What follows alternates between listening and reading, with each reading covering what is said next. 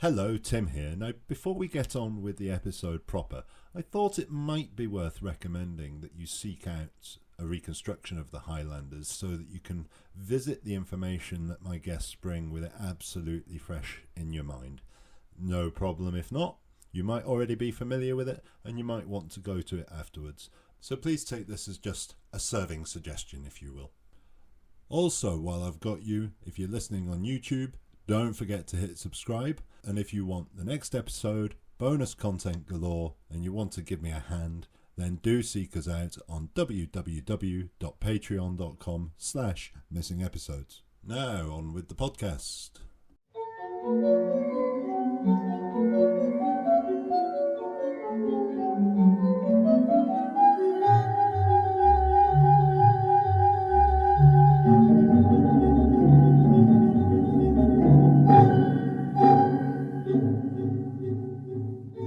Hello and welcome to episode 17 of the Doctor Who Missing Episodes podcast. My name's Tim, and this time we will be discussing the fourth story of season 4, the second adventure of the Second Doctor, and the final, pure historical adventure, arguably ever, the Highlanders.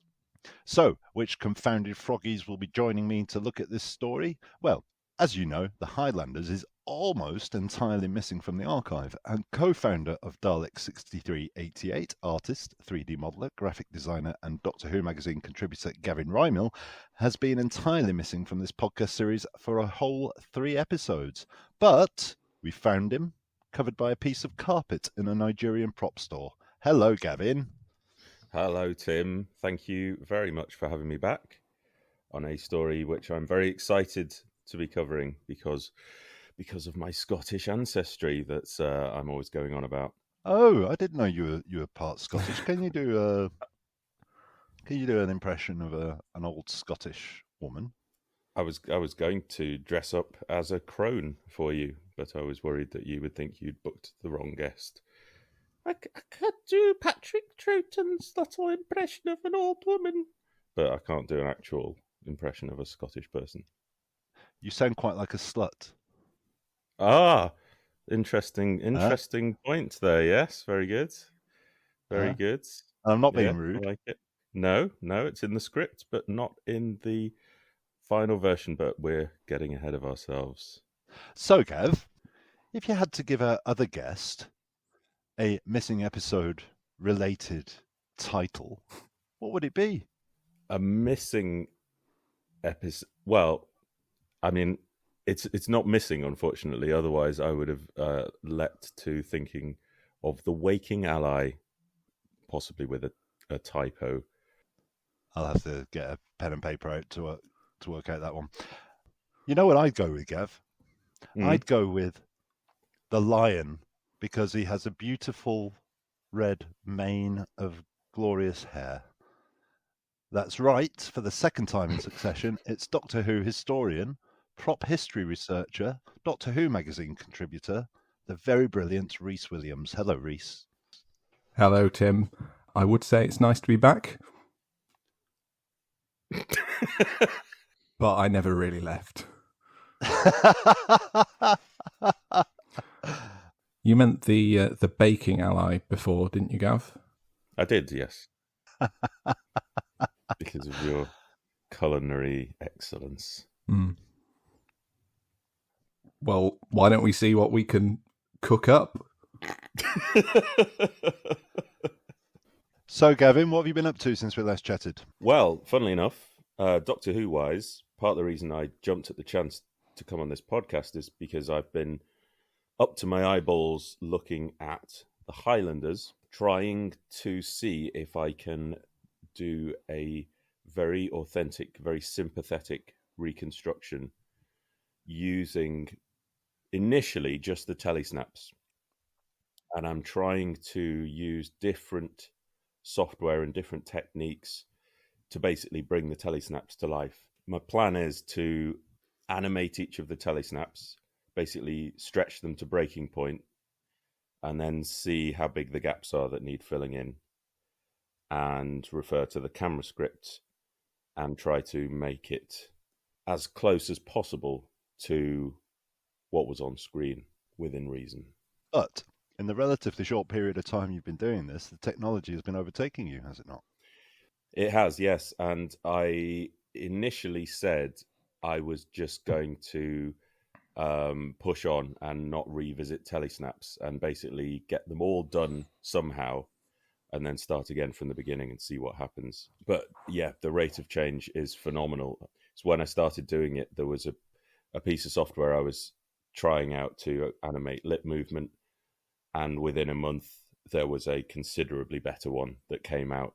And I was initially using EbSynth or EBSynth to generate movement based on sort of motion control of my own performance. But then there was a new bit of tech that came out, a new bit of software came out called Viggle, which is a little bit unstable, but really, really good at basically tracking movement and mapping one body or one costume onto another performance. So I started playing around with that.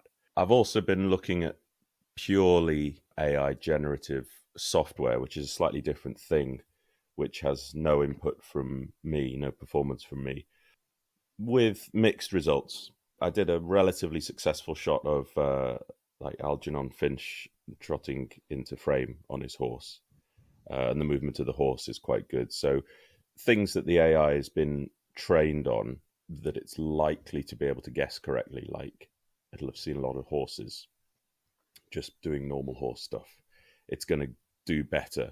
I think it's a really exciting time. I've kept abreast of your work, which, listeners, is available on Gav's Highlanders Project Patreon channel.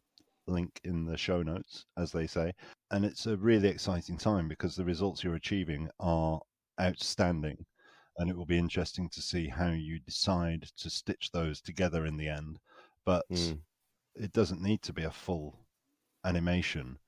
And the technology is being driven so hard in some instances of people trying to do recons that it just falls to pieces and can't keep up. So it'd be interesting to see how you stitch it together. Before I kind of get to the stage where I've got some movement in every telesnap, I'm actually just going to generate essentially a cut down version of the episodes with just the audio and just the telesnaps. It'll be very disjointed, but we'll be seeing those visual moments matched to their correct audio. And I think that will give us a slightly different appreciation. I think we'll feel slightly more like we've just seen it than watching 25 minutes of television and very occasion, every 2 minutes seeing a still image. But we'll see. I really like that idea. I find when watching reconstructions, the reuse of the same telesnaps or use of a telesnap evidently showing something that's not quite right to the audio generates enough sort of dissonance in my mind to pull me out of the experience. Yeah, exactly. Whereas having that where it's just those moments and actually being able to tell yourself this is the exact moment synchronized up that I'm seeing here. Yeah, would be really rewarding, I think. Yeah, I've spoken a lot about this before. I mean, my preference would be to have a 25-minute episode where you fill the gaps with other means, and then you drop in the bits that you have motion for, be it the lengthier sensor clip that we have, or simply panning down a camera script, like a friend of the podcast, Uncle John Kelly, did for the BFI Sherlock Holmes set. But people want different things from recons, don't they? Some people want an immersive, entertaining experience. I want to know what it looked like. I want fuel for my brain so I can imagine what it looked like. But your results are excellent so far, so I encourage listeners to go and check that out. And there's some really exciting projects around at the moment, and some not so exciting ones. Rhys, how are you? What have you been up to? I like the way you led on from not so exciting projects to me. That was unfortunate. You are exciting. Thank you, Tim. I've been looking at the Time Meddler this week when I should have been preparing for this podcast. I got to thinking about the the possibility of splices being in the fade to blacks in the existing film prints, which some theories suggest would indicate films moved through certain countries on the bicycling network. So I was looking at all the different versions of the Time Meddler episodes that I could find, and I noticed that on the Blu-ray restoration, which was redone from the original film prints for the first time since the VHS restoration, uses two different sources for the first episode, one of which seems to be based on the Nigeria print, because it has supposedly more picture information, or maybe it's in better condition. And then for the scenes which have been excised from the Nigeria print, one of the prints held in a private collection, which were found by Ian Levine, was used to fill in that gap. And you can see a difference in the image on these two different sources. The Nigeria copy is very smooth. The private collector copy has very visible scan lines across the image running down, which indicates that little to no spot wobble was used in the film recording. And spot wobble was basically... You've made that up. It's the thing, Tim. It's where they would wobble the electron beam to blur the lines, so that the film recording wouldn't generate a interference pattern when you then telecined it again because of the conflicting line structures. So this line structure is visible on one copy of episode 1 of the Time Meddler and not on the other, which indicates that they are prints made from different negatives. There's also a moment later on in the episode where there's an off lock, which is a problem with an unstable videotape playback. That had to be cleaned up for the VHS, when in fact on the private collector print, it's not there at all. And for the Blu-ray, it's been replaced with that section. So just for the shot that off-lock takes place, you can see the picture switches back to the private collector recording with the scan lines visible. And then once that shot has finished, back to the Nigeria print. And there's evidence of these scan lines on some of the other prints used. Episode 2 in particular has very visible scan lines. So it seems as though there were two different film recordings made of the Time Meddler, potentially of all episodes. It seems like there's still a lot we don't know about a lot that is not easily or well understood about the prints that do exist. Well, absolutely. I mean, for this podcast and for every podcast, I rely on John Preddle's brilliant broadcast site, and a lot of that is brilliant and well-informed conjecture, but the evidence of what happened to these prints and how many prints were struck, how many negatives were made, is practically non-existent in the written archive. So, yeah, interesting. I look forward to your 10,000-page book, blow-by-blow account of all of this analysis you're doing, but it's really great stuff. Fascinating.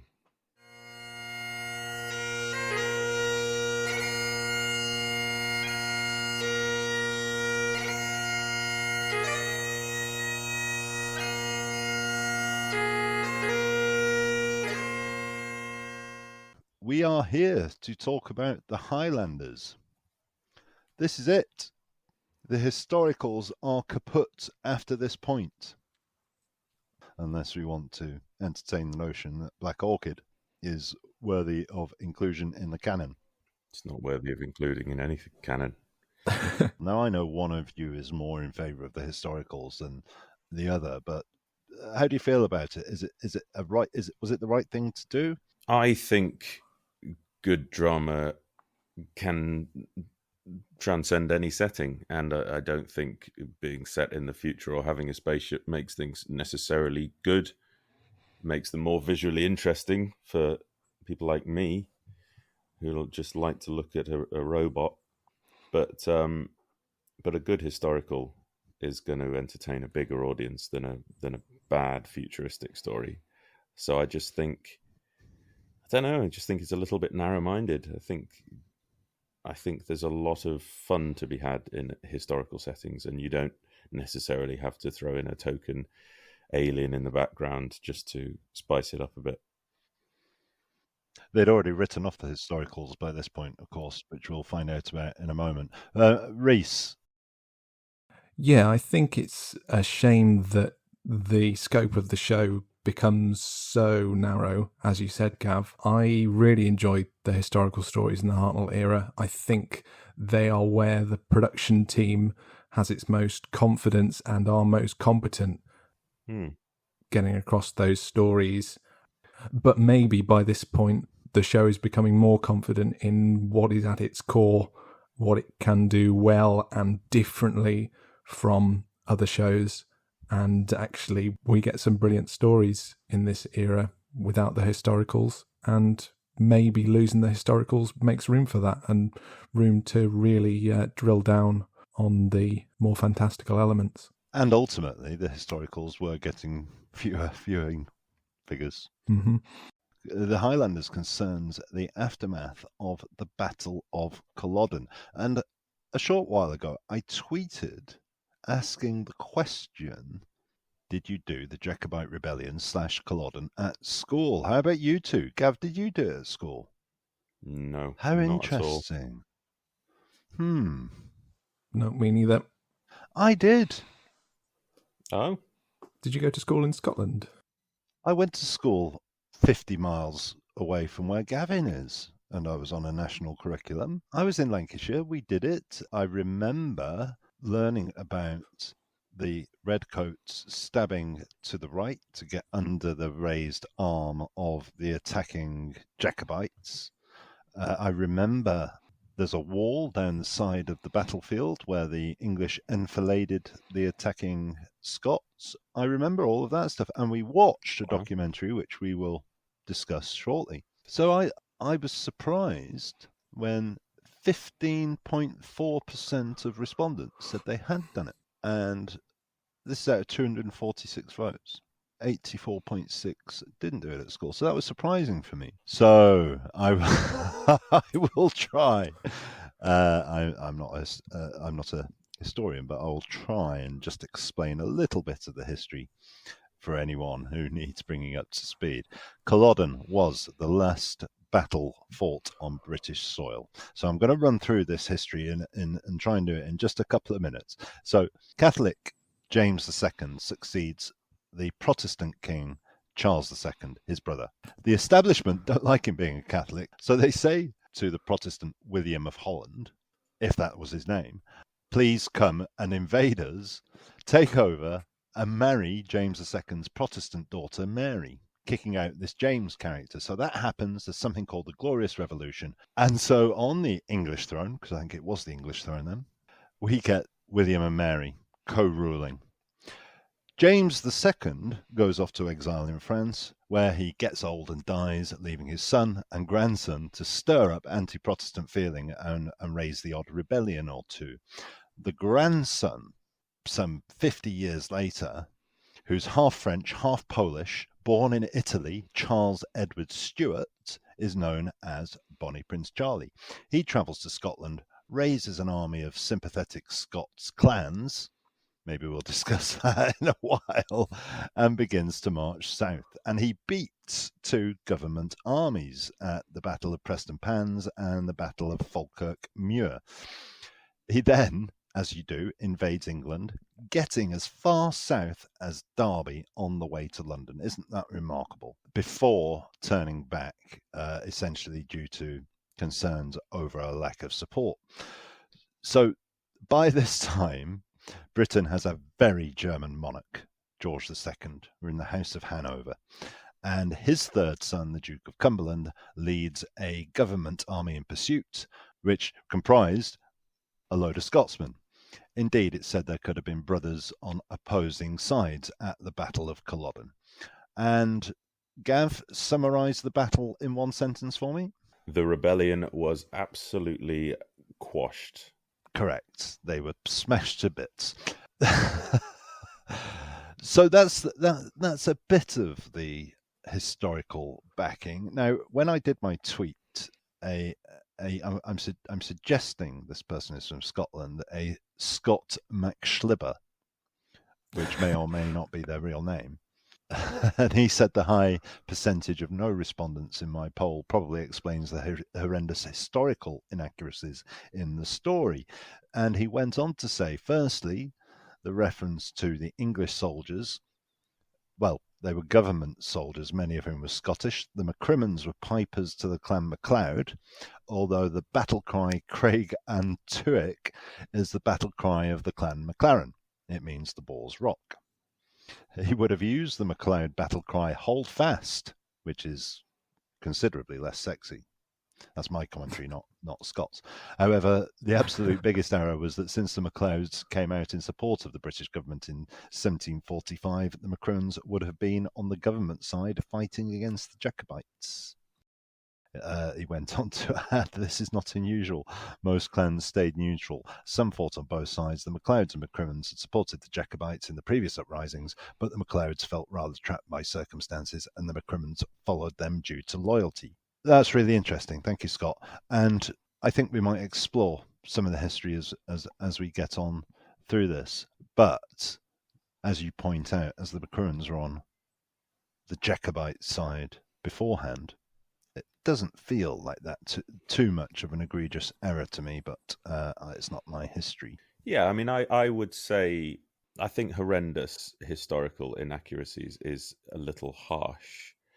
I agree that its main problem is that it makes the common mistake of saying it's an England versus Scotland battle, and Yes. it is more complex than that. But I mean, the nuance is there if you want to then read up on the detail. But I mean, I certainly would say you can take a lot from this story without embarrassing yourself about the history of it. Sure. So at the end of the battle, Bonnie Prince Charlie famously flees the field and eventually ends up back in France. And that's the end of the Jacobite rebellion. And the reason they're called the Jacobite rebellions? It's Latin for James.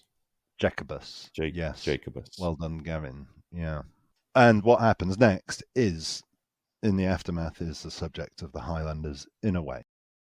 So, yeah, it's a really interesting bit of history. But here's a bit of a trivia question for you both.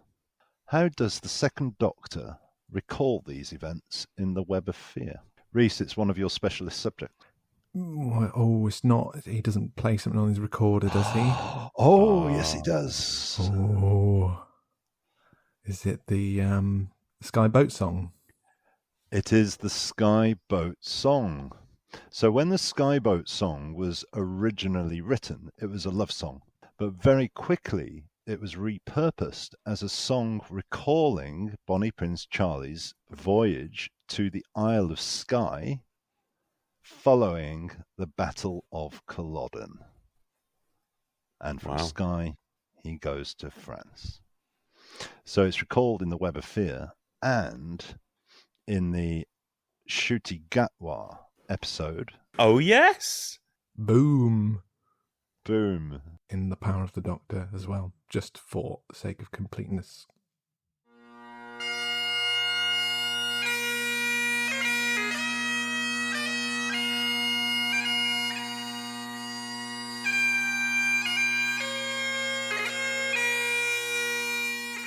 So more on the history later on. Let's tackle where the serial came from. We are now firmly in the Innes Lloyd, Jerry Davis era. Prestigious TV producer and writer Elwyn Jones has stood down from his role as head of drama series and is concentrating on his first passion, writing. Now, Elwyn Jones was a big name, and he was partly responsible for the creation of Z-Cars and had overseen the creation of the spin-off show Softly Softly. Now, Rhys, which other Z-Cars spin-off, and there are a number of them, was Elwyn Jones responsible for that Gavin here is particularly interested in? I'm growing slightly weary of the both of you banging on about this at every opportunity. It's 4 to Doomsday. Try again. Jack the Ripper. Jack the Ripper. So if you haven't watched Gavin's absolutely brilliant video that talks about Jack the Ripper's influence on the talents of Weng Chiang. Go and check that out. But Gavin, and I hope you're both enjoying this new, more quiz-based format. Good. If we can divert into Ripperology for a moment. Yes, please. Must we? Just for a moment, I just want to test Gavin's Ripper chops, if the audience will indulge me for a moment. So, which particular piece of Ripperology was Jones responsible for introducing into the law, Gav? Oh, well, how long have you got? Can I tell the whole story, the Elwyn Jones problem? Have you got time? We've got time. So, in 1970, there was a guy called Thomas Stowell, and he originally proposed the idea that Jack the Ripper was someone very high up in society, and he didn't name him, but he pointed to Prince Albert Victor, who was Victoria's grandson. Is that right? So the theory was that the Prince Albert Victor had gone mad from syphilis and gone on the rampage in Whitechapel, murdering women. So then, in I think about the same time, about 1970, 71, there was a guy called Joseph Gorman, and he came out of the woodwork and somehow sat down with Elwyn Jones and told this story of how he was actually the illegitimate son of the painter Walter Sickert and a woman called Alice Crook. And he claimed that Alice Crook was the secret love child of a commoner and Prince Albert Victor. So this fantasist, Joseph Gorman, started calling himself Joseph Sickert. He was claiming to not only be the secret son of Walter Sickert, but also the grandson of Queen Victoria.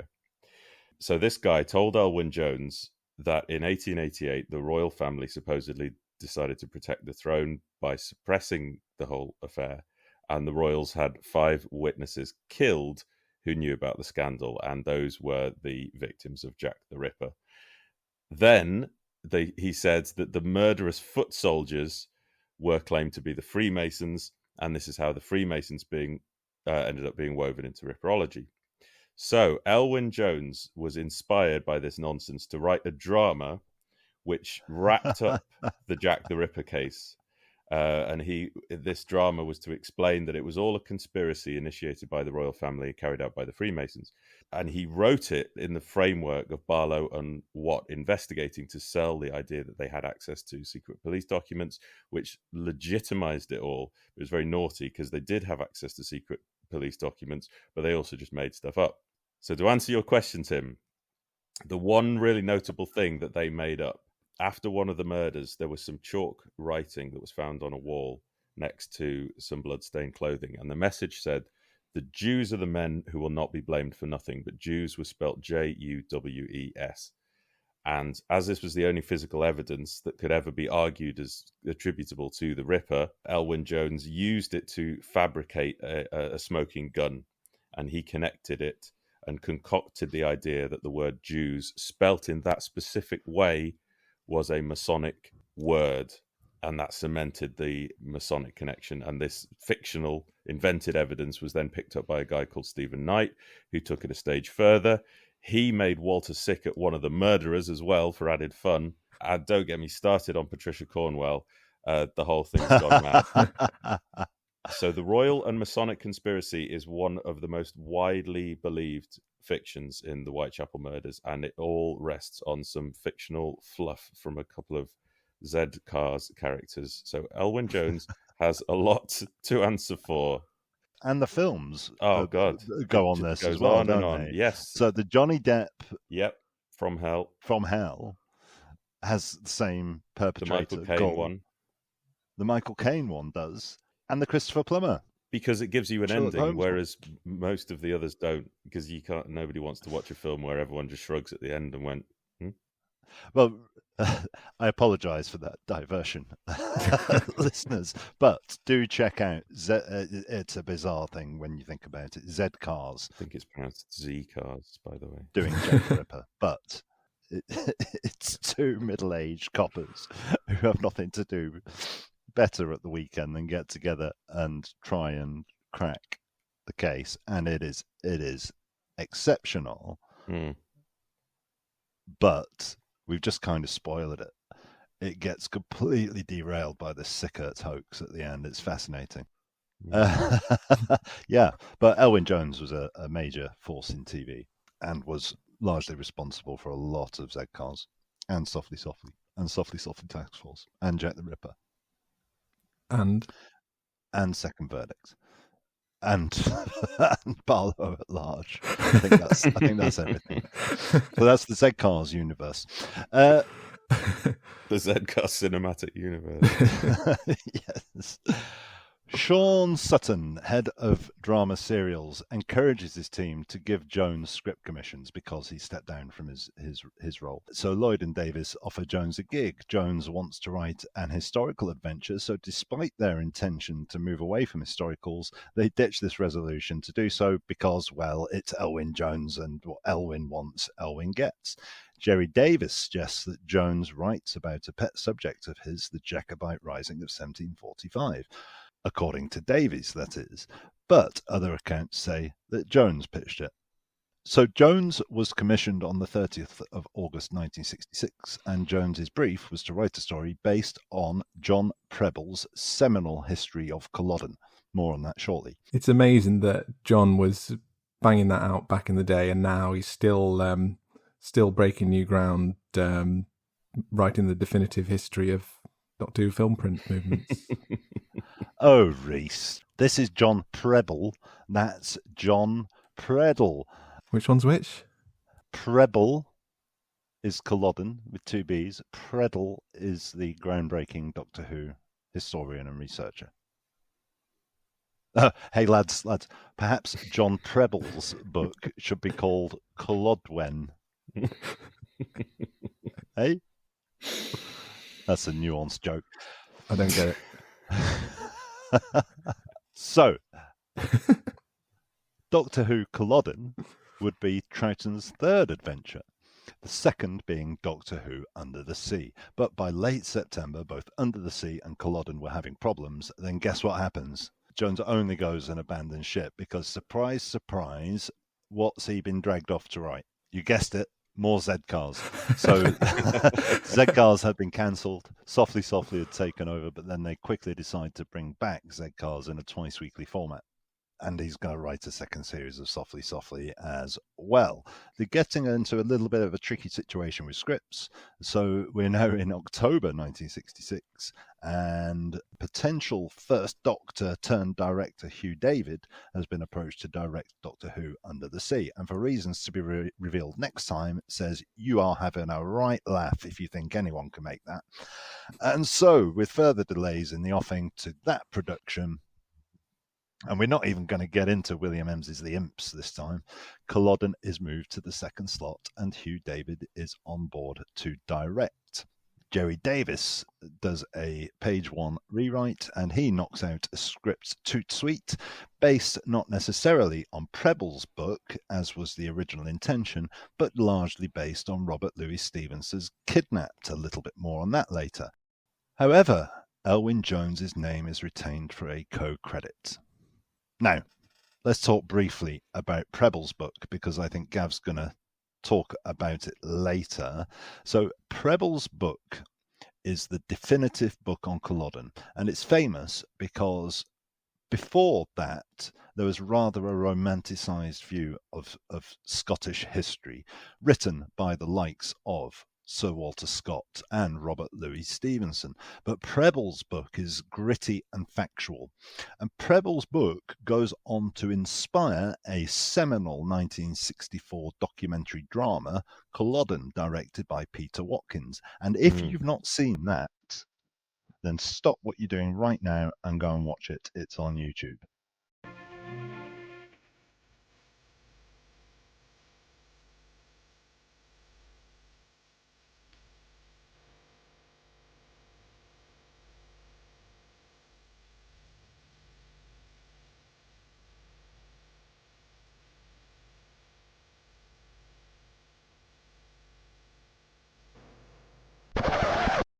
I've seen it, watched it. So let's start looking at aspects of the production.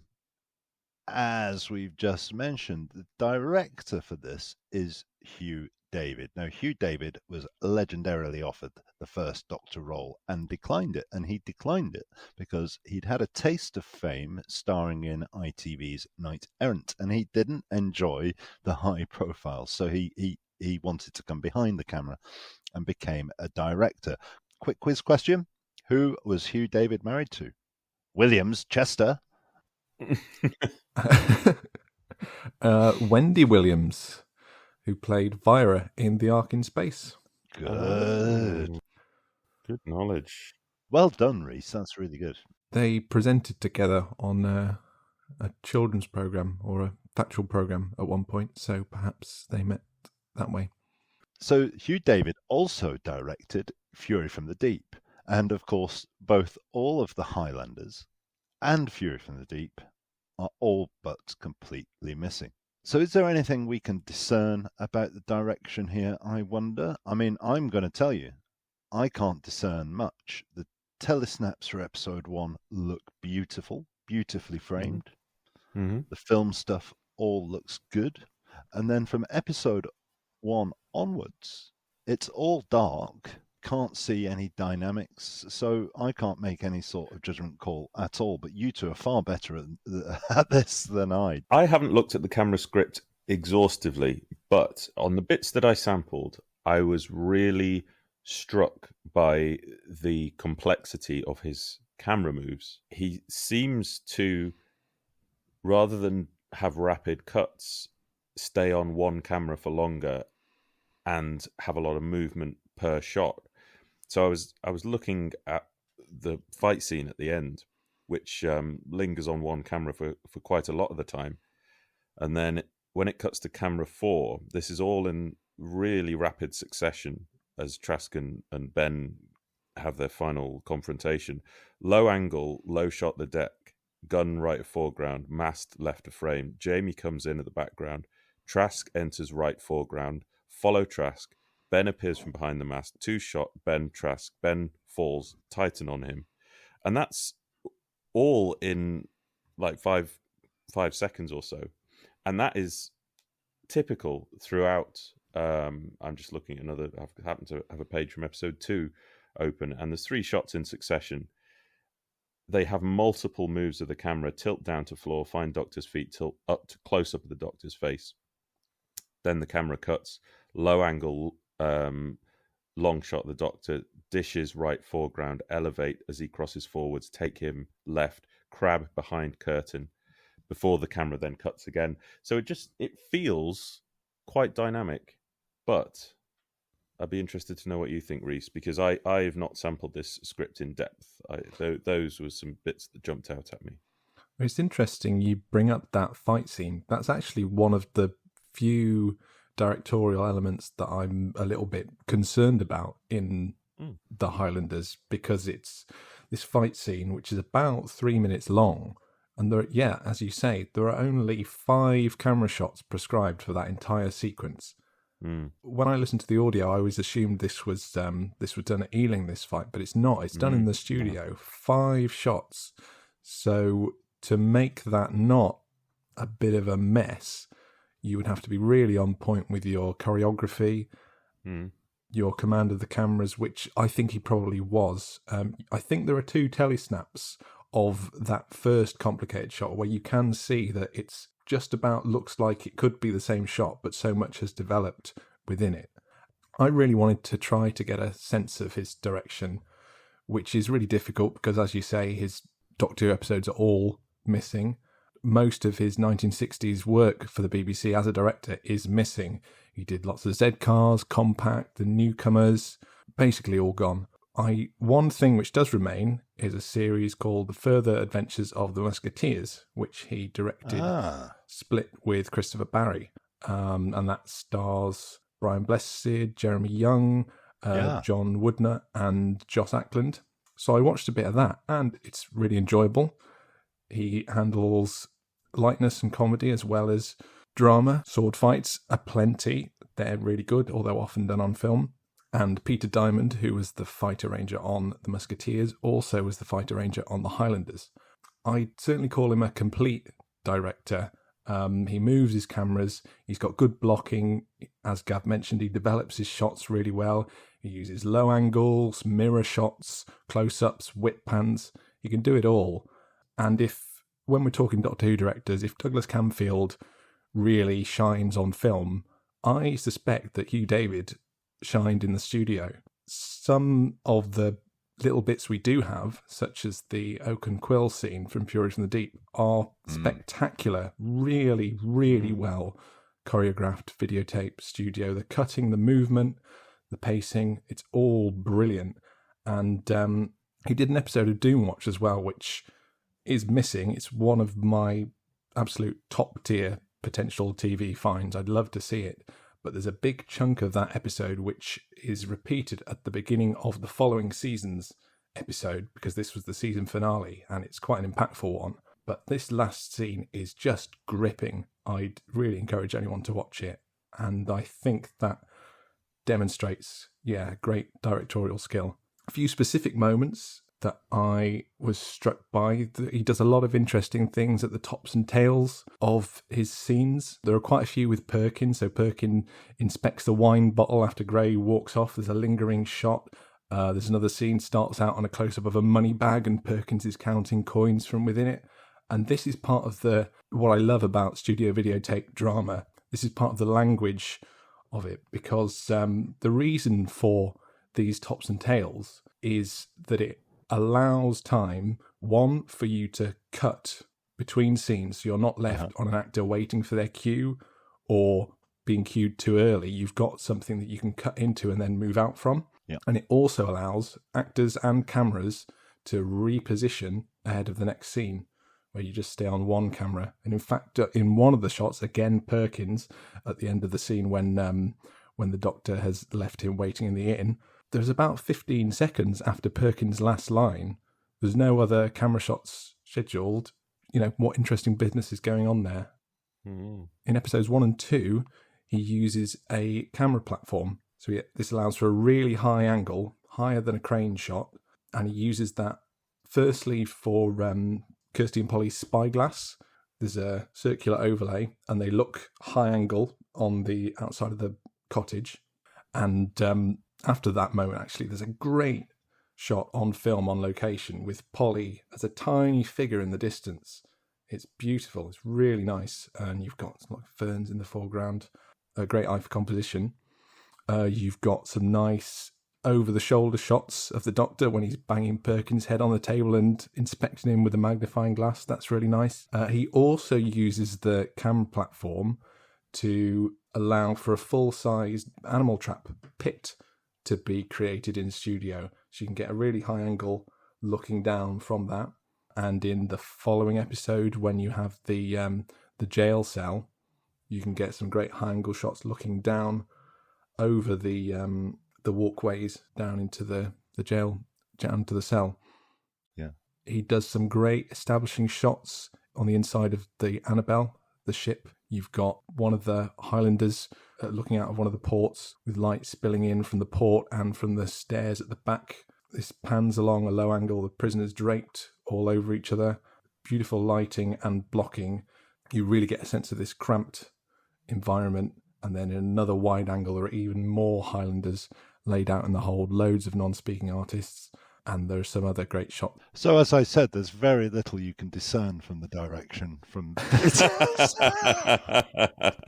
You talk about the lighting, and the lighting, especially in episodes 2, 3, and 4, seems like ostensibly dark, because there's a lot of dark in the images, and yet you don't lose the detail. So it's obviously very carefully and thoughtfully lit, and there's a lot of mist and smog and so on, which gives it a richness. But good grief, I genuinely thought you'd be running on empty with this one, Rhys. That is remarkable.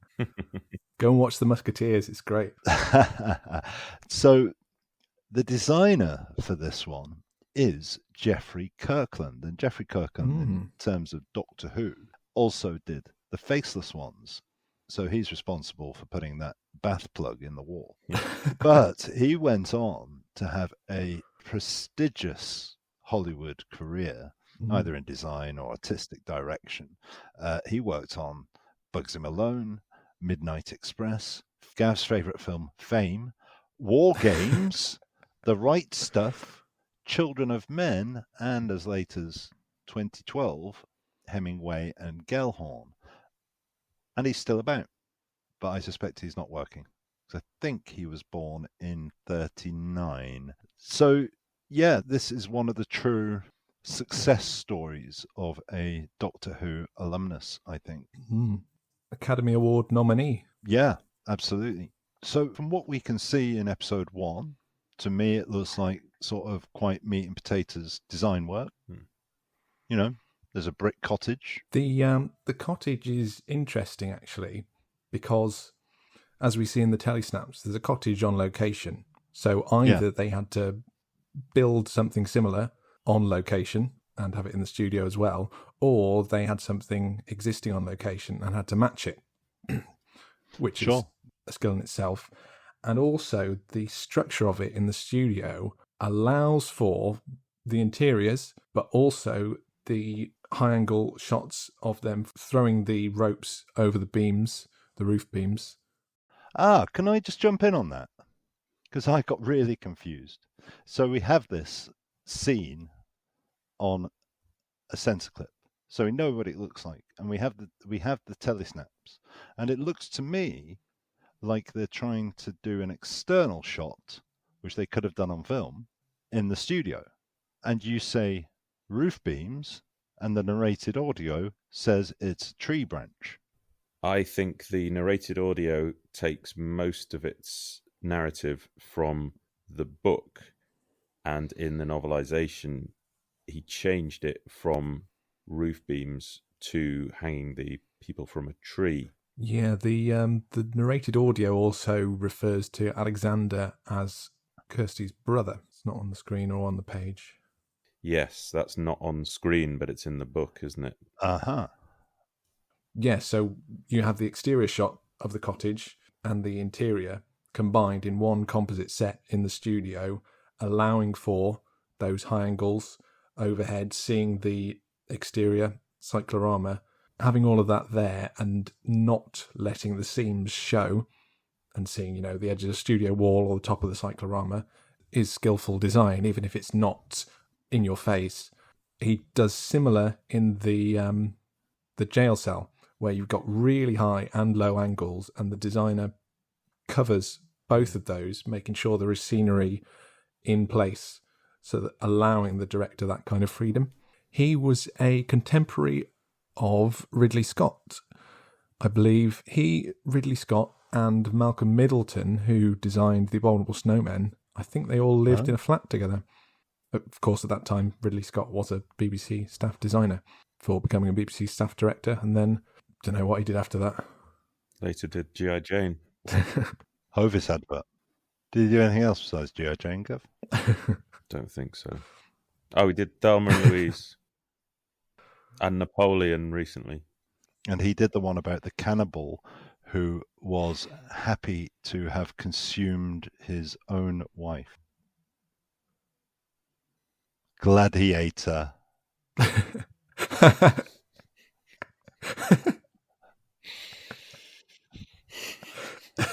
That's good. Very good. Yeah. Is that what it's about? I've not seen it. I think it's a cannibal film. I've always assumed it's a cannibal film. I've never watched it. Rhys, when you talked about The Smugglers, you really sold us and explained on how good that particular ship would have looked in The Smugglers. And so I kind of get that association looking at the Annabelle in this, but it's so hard to discern what it looked like. You get a bit of rigging in the background, you get the odd bit of wood paneling, but because it's so dark, I worry whether that would be as glorious as the boat in The Smugglers, which is a story which has some similarities to this. And I'd like to see the stuff on film with the water tank, but I am concerned it will be underwhelming in its scale. I think it's a very different style of boat to the one we see in The Smugglers, where that is elegant and we've got lovely wood paneling. I think the griminess and the darkness we see with this one, hopefully that lighting would stand up if we could see it in all its glory. I think that works really well in what we can see. And the boat was seen in several different ways, in that you've got the deck of the boat in studio. There would have been a cabin in studio as well, but we'll see the side of the boat on film at Ealing, and also the deck at Ealing as well as in studio. So we'd have seen the same bits from different angles, and that would have allowed them to give more of a sense of a complete entity. And I think what we can see of the Ealing material looks really great and atmospheric, obviously shrouded in darkness and flooded with dry ice. But if that's done well, then that's atmosphere. Yeah, I think that the darkness is part of the oppressiveness of the story, and I think that ship will feel really claustrophobic and unpleasant on screen. There are quite a few really atmospheric-looking sets elsewhere. The scale of some of them is quite impressive. Like even the barn looks pretty big. There's one shot of the Doctor disguised as the washerwoman walking through, I don't know, archways, buildings, streets, and it looks really grand, foggy. And we only see that very briefly. So it seems like there's a lot of big construction being created. On film, outside the inn, the Ealing set looks really impressive with that a big stone arch over the waterway and the split level set. Shrouded in mist, The hatch to get down to that waterway, that set was built up on rostra, so the actors would go through the hatch, and you had shots looking up through the hatch, so they were actually going down through it. What a way to have a nice time. One thing I was anticipating praising until shortly before recording was the cave interior set in episode 1. I thought the lighting looked really, really good. You see the sort of rocky background, and there's sort of shimmer of light on bits of the rock. I thought that looks amazing for such a small element of the scene. And I kept looking at it, and I'm starting to suspect that's a photo blow-up. Oh. But it's quite well done, and I think you only see, there's one single camera shot in that scene. And I think that may be the giveaway that, in fact, if they'd angled too much, it would have revealed there's not actually anything constructed there. Interesting. I think the design work is strong, and I think the meshing of the design and the lighting, they complement each other really well. Of course, it's Sandra Reid, and all the costumery looks splendid. I have a little piece of contemporary trivia about the costumes that I discovered as I was delving into different bits of this. We actually don't know exactly what the redcoats looked like at Culloden. There is no precise contemporary reference or records. There are books from a few years later, and there are examples from a few years earlier, but the detailing on these uniforms changed reasonably frequently, and nobody can say what was worn on that battlefield on that day. So you could do what you like, and it can't be said to be historically inaccurate.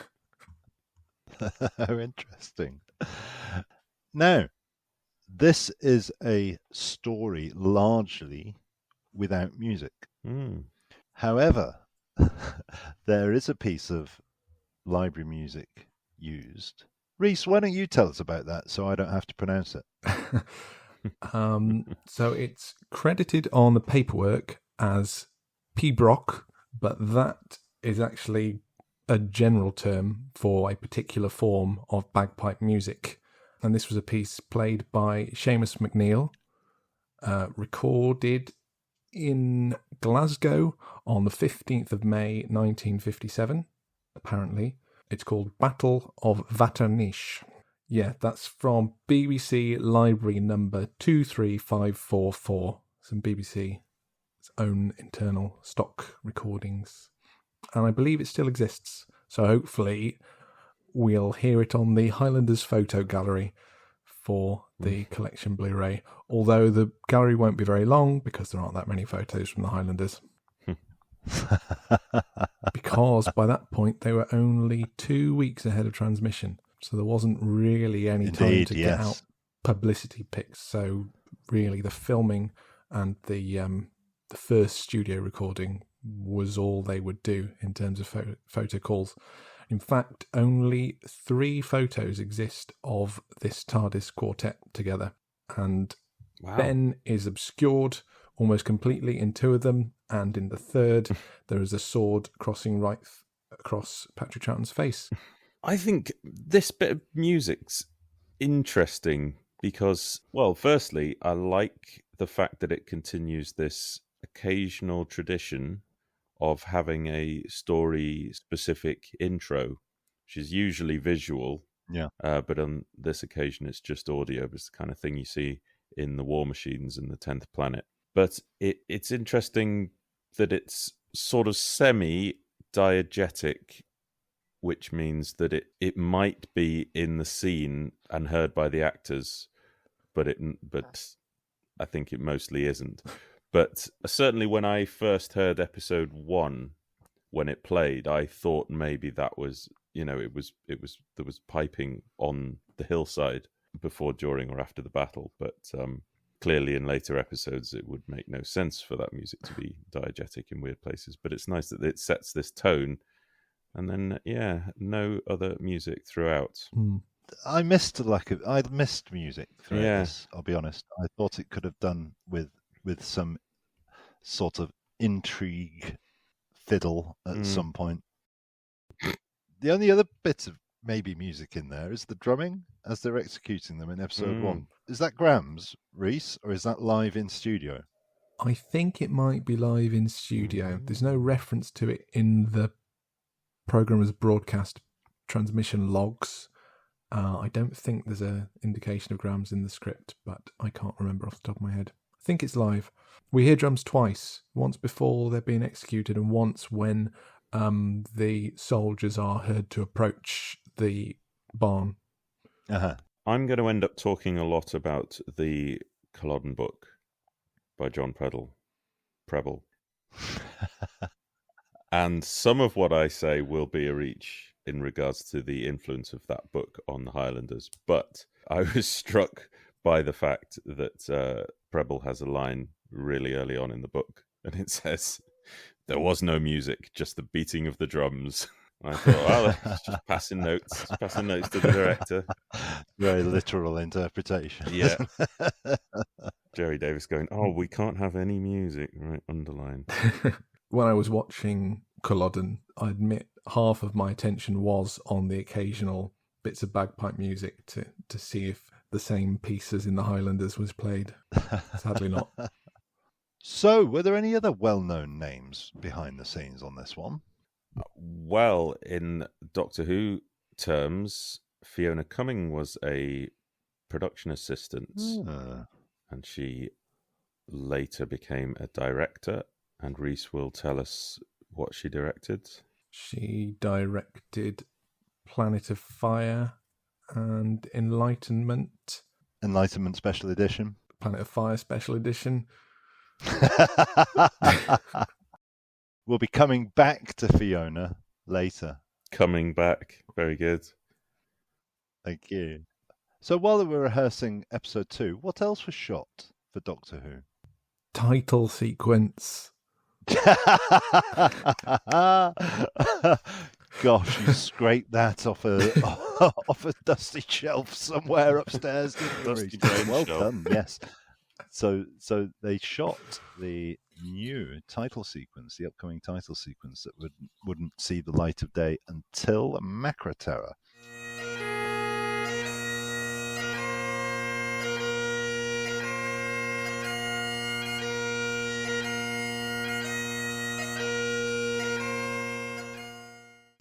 So we're going to talk about the themes and story here. And in Doctor Who, it's quite unusual to end in the aftermath of a battle. Normally you land before a battle, before it all kicks off and before it gets too expensive to shoot. So this is a little bit different. But the reason they do that here is because Jerry Davis is simply ripping off, paying homage to the first parts of the book Kidnapped by Robert Louis Stevenson. So the part of that book that is paid tribute to here is the first section where it's the aftermath of the Jacobite Rebellion, and an unscrupulous uncle sells off his nephew to some slavers, and he gets put on board a ship to the West Indies. But there's a character he meets there called Alan Breck, and they escape and then have a romp across the Highlands to safety. Now, Kidnapped, there had been a Disney version of this in 1960, starring Peter Finch, John Laurie, and a great cast. So it would have certainly been in the zeitgeist in terms of film. But there is a version from 1971, which, if you've not seen, is an absolute must-watch because Alan Breck, the hero, is played by Michael Caine. And in trying to maintain a Scottish accent throughout the 1971 version, Michael Caine manages to do more accents than Troughton does in the entirety of this adventure. It is quite something. Please do go and check that out. So I'm really interested by the fact that this often comes up as being inspired by Kidnapped, because I went and read Culloden by John Prebble, and I am astonished how much is taken from that book. I mean, forget Elwyn Jones. This should be credited to Jerry Davis and John Prebble. It's start to finish a series of scripted lines, vignettes, characters. For example, the very opening of the story on the moors has the Scots fleeing, and this is a paragraph from Prebble, quote, "Their chief was heavy and exhausted. They found a little barn into which they took him, and as they were taking off his clothes to disguise him, the barn was surrounded by a party of dragoons." End quote. Then in Doctor Who, we've got Alexander, who talks about the clans being broken. This is a phrase exactly as per the book, which says not only were the Kepocs broken, but the Glengarrys and Glanroyals. Then in Doctor Who, Alexander says the English troops are butchering the wounded. Prebble goes into great detail in this. It's awful, atrocious, and no mercy was given by the troops as they swept through nearby villages. And speaking of Alexander, the first line of dialogue in the Prebble book is from a Scots soldier called Alexander. And it's not only his name that Davies uses, but the historically accurate weather, because in Prebble's book, Alexander recalls it was a very cold, rainy morning. And that is then transferred for Polly's opening line as she exits the TARDIS and observes it's cold and damp. So just all of these minute details. But there's bigger, like the book recounts how an aide of Cumberland picks up a cockade from the field after battle as a keepsake, such as the one the Doctor finds. The book says that the Jacobites' blue bonnets bore the words, "With Charles our brave and merciful Prince Regent, we greatly fall or nobly save our country," which is the line given to Polly to have read from the hat. And as a side note, when I was studying the telesnaps, I noticed that rather than being picked off the ground, if you look at the telesnap that has the cannon in it, the cockade, the hat, is wedged between the spokes of the cannon. So that's where they pluck it from, not off the ground. But that's just a little detail I noticed. The introduction of the Duke of Cumberland in the Prebble book, that is basically used for the arrival of Finch. The Culloden book says he's ridden by lifting his laced hat above his wig. And then he stops and talks to his soldiers, which we see in the telesnaps. But I think the greatest influence Prebble's book tells us about the British soldiers, resulting in lots of little lines of dialogue, which Davies puts in his script, explaining how they are disgruntled and avaricious and disorganized. Even Sergeant Clegg disrespects Finch when his back's turned. Prebble states that the Duke would have regular hangings to try to teach loyalty and obedience, but they would not necessarily be hanged to death. There was a lad of 17 accused of spying for the rebels. He was drummed to the gallows, hung for 10 minutes, and given a reprieve, which is, of course, the fate that the rebels in Doctor Who face. The Doctor says the English soldier would sell his grandmother for twopence halfpenny. Prebble notes that soldiers are sold looted goods, including pistols. Finch calls his men imbeciles and threatens them with 300 lashes apiece, and Prebble informs us that 300 lashes is the maximum daily allowance for punishment. You could get given more lashes, but you had to get them in installments. You could be given 900 lashes, but you got 300 each morning. The use of the standard of Bonnie Prince Charlie was a plot point taken from Prebble as well. To quote, "A private soldier tore it from its staff and wrapped it around his body. He became known as Donald of the Colours." And in the Highlanders, that's exactly what the Doctor does. He wraps it around his body and then he uses it. There's some really unsavoury bits in early Doctor Who, but there's one bit, Preble talks about how the British soldiers rampaged through the towns and they would assault women. And this is even referred to in Doctor Who because we have the line, the soldiers have got orders to stop every woman, not that they need them, mind. There's also a nasty bit where Perkins threatens to rouse the soldiers because apparently they would be interested into genteel wenches like Polly and Kirsty. So there's this very sinister undertone, but I could go on all day. I mean, there's a bogus doctor in Preble's book, an unqualified Highland doctor who ministers the sick by engaging in bloodletting. That also gives Jamie his line, Kirsty's line about stealing cattle, British officers setting up in the pub. There's a bit in the prison. I mean, you're talking about Kidnapped being a sort of light-hearted adventure romp which steered the Highlanders, but I see a lot of unpleasantness and darkness in the Highlanders. And there's a bit where Trask comes to the jail to get prisoners for the ship, and the sentry jabs one of the Highlanders and he just rolls over dead. So they pick Ben to go to the ship instead. And this is all detailed by Preble, who talks about the horrific conditions and the living sharing prison cells with the dead. I find that quite interesting, the mix in this story between some horrific violence. I mean, we see two people dead within the first 5-10 minutes, don't we? We see the person killed in the opening scene, and then one of the Highlanders charges the sort of picket of soldiers and gets shot down. And then it turns into this sort of slightly bizarre comedy for 2 episodes, and it's all set in this horrendous backdrop of the purging of Culloden and Inverness and surrounds. It doesn't quite settle with me as a thing of consistent tone. I find that quite hard to wrestle with as I'm watching it. Yeah, I think a lot of that's down to the characterization of the Doctor, which I think we'll come on to. We will. Breaking down the characters. It shifts tonally quite a lot, but there is a lot of unpleasantness in this.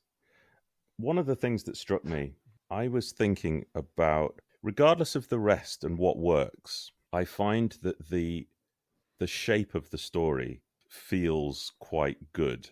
And I think structurally it's really interesting. And it occurred to me that it's sort of symmetrical, or a pyramid, if you like.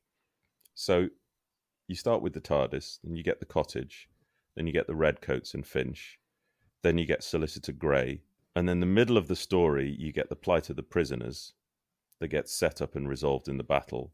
And then it goes backwards through the elements. So then Solicitor Grey is foiled, then Finch is reconciled, then they leave the cottage, then they go back to the TARDIS. So structurally, it feels like all the boxes are ticked off nicely as they flow backwards through the story. It reminded me of, have you read Hound of the Baskervilles? Yes. It starts off with small mysteries that get bigger and bigger and bigger, and then they resolve the big mysteries, and then they get smaller and smaller, and then the last one they solve is why were the shoes missing? And it had that sort of elegance to it. But you mentioned it starting after the battle, after the big event. And I was thinking that it manages to sidestep the usual issues that you have with historical stories. Because if you can't alter famous events, you can only watch them. So then you're limited to the Doctor not having a villain to overthrow or an empire to topple. So it normally becomes about finding a way to just weave them into events like burning Rome or making a Trojan horse and then escaping with their lives. But the Highlanders has a couple of interesting solutions to the problem by making the backdrop real, the world and its politics, but all the characters fictional. You can have these mini victories which sort of don't change the future, if you like. So we've got the very real threat of the companions and their new Scottish friends being taken away as slaves. And that, as it turns out, is a very real slice of history. But it's on a ship which is not named in the history books. So that can therefore be averted. I'll save my other point about why this feels a bit different for when we talk a bit more about characters. But I think episode 4 is very satisfying. It's got a good setup and a good payoff. The stakes are established, the jeopardy increases, everything looks lost. The objective is explained to the audience, and then we follow their attempt. But I think part of the reason it suffers as a missing episode is because you've got this big set piece ending, very, very visual, and we're completely deprived of it, unlike, say, Power of the Daleks or Evil of the Daleks, which have so many clips and telesnaps. You kind of feel like you've seen a lot of it. But what also I think plays well is the fact that once the big battle is over, it's not all immediately tied up. That isn't just, you don't walk out of the battle and walk into the TARDIS. They've got more jeopardy as they hide from the redcoats. Then Grey blows their cover. Then they have to get back to the cottage where they're still not safe. Grey heads them off. We have more uncertainty. So I like that it's not necessarily very easy, but it all feels tied up quite nicely. Just to go back to your point about not covering specific historical events and featuring historical persons, Jerry Davis in an interview did say something similar, that he didn't like the celebrity historical style story and that limited your dramatic potential and what you can do with it. And the description in the Radio Times covering the Highlanders, I think, sums that up really nicely. It described it as a fictional tale set against the fabric of Scottish history. Yeah. I think one thing that might be surprising if you're going into an adventure expecting tales of Culloden is just how much of the plot is about being shipped to the West Indies. But it happened. Yeah, that was one thing I had no, I'm going to say no faith that any of that was real. But as it turns out, after the battle, 3,500 prisoners were taken from Culloden. About 1,000 went to the Americas, but 3 ships sailed to Jamaica and Barbados with 254 prisoners. And consequently, there's 2 places in Jamaica called Culloden. Jamaica also has an Aberdeen, a Dundee, a Glasgow, an Inverness, a Perth, and many more. Not direct results of the Culloden exports, but I was quite amazed at that. And also, just to briefly go back to the Culloden book, the fact that the Annabelle is named with such a pretty name in the Highlanders is because we know the real names of the prison ships, and they were often named after the owners' families. So 3 ships we know the name of were the Margaret, the Mary, and the Jane. So the Annabelle has been invented so that we can say this was a ship that was a rebellion and they didn't go. But plenty of detail about the slave ships is from Preble as well. The crew of the ships would duck the prisoners into the water on the yardarm. That's all real. Regarding the prisoners, George II, he put out a statement that is verbatim in the script, Doctor Who. His Majesty has taken into account the great many subjects in prison and the need to make a speedy example of them. Probably would have been in German, to be fair. Yeah, that's a fair point. He was the one who didn't come here. Guten Tag. Also the last British monarch to fight in a battle. Just going back to the Jamaica thing. Before reading about this in preparation for this podcast, I'd never even considered the Jamaican flag is the Scottish flag in a different colour. Yes. Remarkable. One thing that occurs to me while we're wrapping up on elements of the story is episode 1 is pretty much a straight sort of adventure story. Episode 2 becomes a comedy of Patrick Troughton larking about, and there isn't much threat around. Now, episode 2 was broadcast on Christmas Eve. Oh. And it brought to mind Feast of Stephen. So I do wonder whether it's a coincidence that they switched to the comedy tone in episode 2, or whether it's a lighter tone because it's Christmas Eve. That's very interesting. Episode 3 went out on New Year's Eve. And again, we have more comedy in that. And then we have the least comedy in episode 4. So that's probably a coincidence. But it did ring a bell with Feast of Stephen. So before we move on to characters and performance, are there any other observations on the script or the plot or the theme?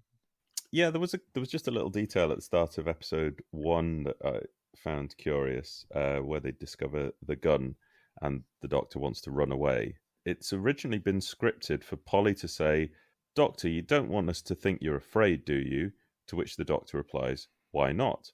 They obviously didn't like this dialogue because it was overwritten in the camera script. So instead, they changed the dialogue. So Polly says, "Anyone would think you're afraid," and the Doctor replies, "Would they?" But the funny thing is, it's the original dialogue which is recorded on location and makes it to screen, not the changed version. So I'm fascinated to know whether that was an oversight, whether they ended up with an unmodified script on location, or they just changed their minds back again. There are a few bits like that. The Doctor saying, "I would like a hat like this," that's not scripted. But the scene was filmed 2 days after recording of Power of the Daleks episode 4, in which he said that line. So perhaps this is Troughton trying to develop a catchphrase, and when he says it again in episode 4 of the Highlanders, that's not scripted. What is scripted is him saying, "How do I look?" when he puts on the hat in the first episode. It was scripted to be said in a thick Scots accent, but perhaps that was stretching his abilities. How dare you? Are you saying he has limited accent abilities? Did you not hear his crow? After the rich display he puts on in episodes 2, 3, and 4. Maybe it was felt that would be overwhelming. And when he then says that line, "How do I look in the Underwater Menace?" when he gets that big frilly bobbly hat, I think that's unscripted as well. The sergeant saying, "Doctor Who," Troughton saying, "That's what I said," not scripted. Tim, you alluded to a word at the top of the podcast that was scripted. Yes. You mentioned that I look like a slut, or that I might have looked like a slut. So that was a line of. I mean, I presume you knew that, and that wasn't just an extraordinary coincidence. But yes, there's a scripted line. Molly gets called a slut, in the old-fashioned meaning of untidy, but it was dropped. Yeah, they cut a big section out of that scene. I found it really bizarre, that scene, the way it starts with Molly's horrible humming. One of those grating sounds I've ever heard.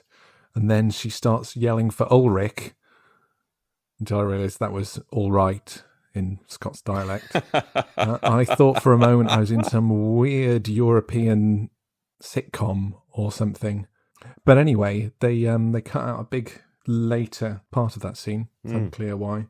I wonder if it was to make the Doctor disguising himself as the washerwoman a little bit of a mystery, so we don't quite see it happen on screen. When Gray and Perkins return to the ship with the new contracts after they have been ripped up, in the script of the scene which was shot at Ealing, I think this was a film insert, the scripted dialogue is, "If anyone tries the lice trick, shoot him down immediately." So it seems like in an earlier version of the script, there was some different ploy to dispose of the contracts. I found that contract plot and resolution quite satisfactory, actually, and it was delightful to see Gray getting hoisted by his own petard, so to speak.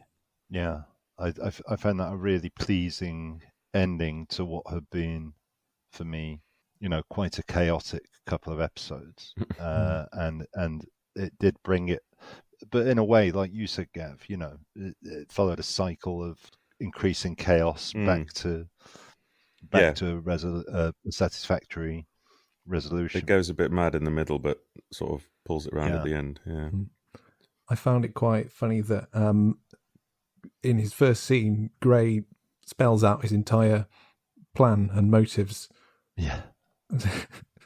Rather spoils the plot and Davis's idea of, you can do surprising things without conforming to particular historical events.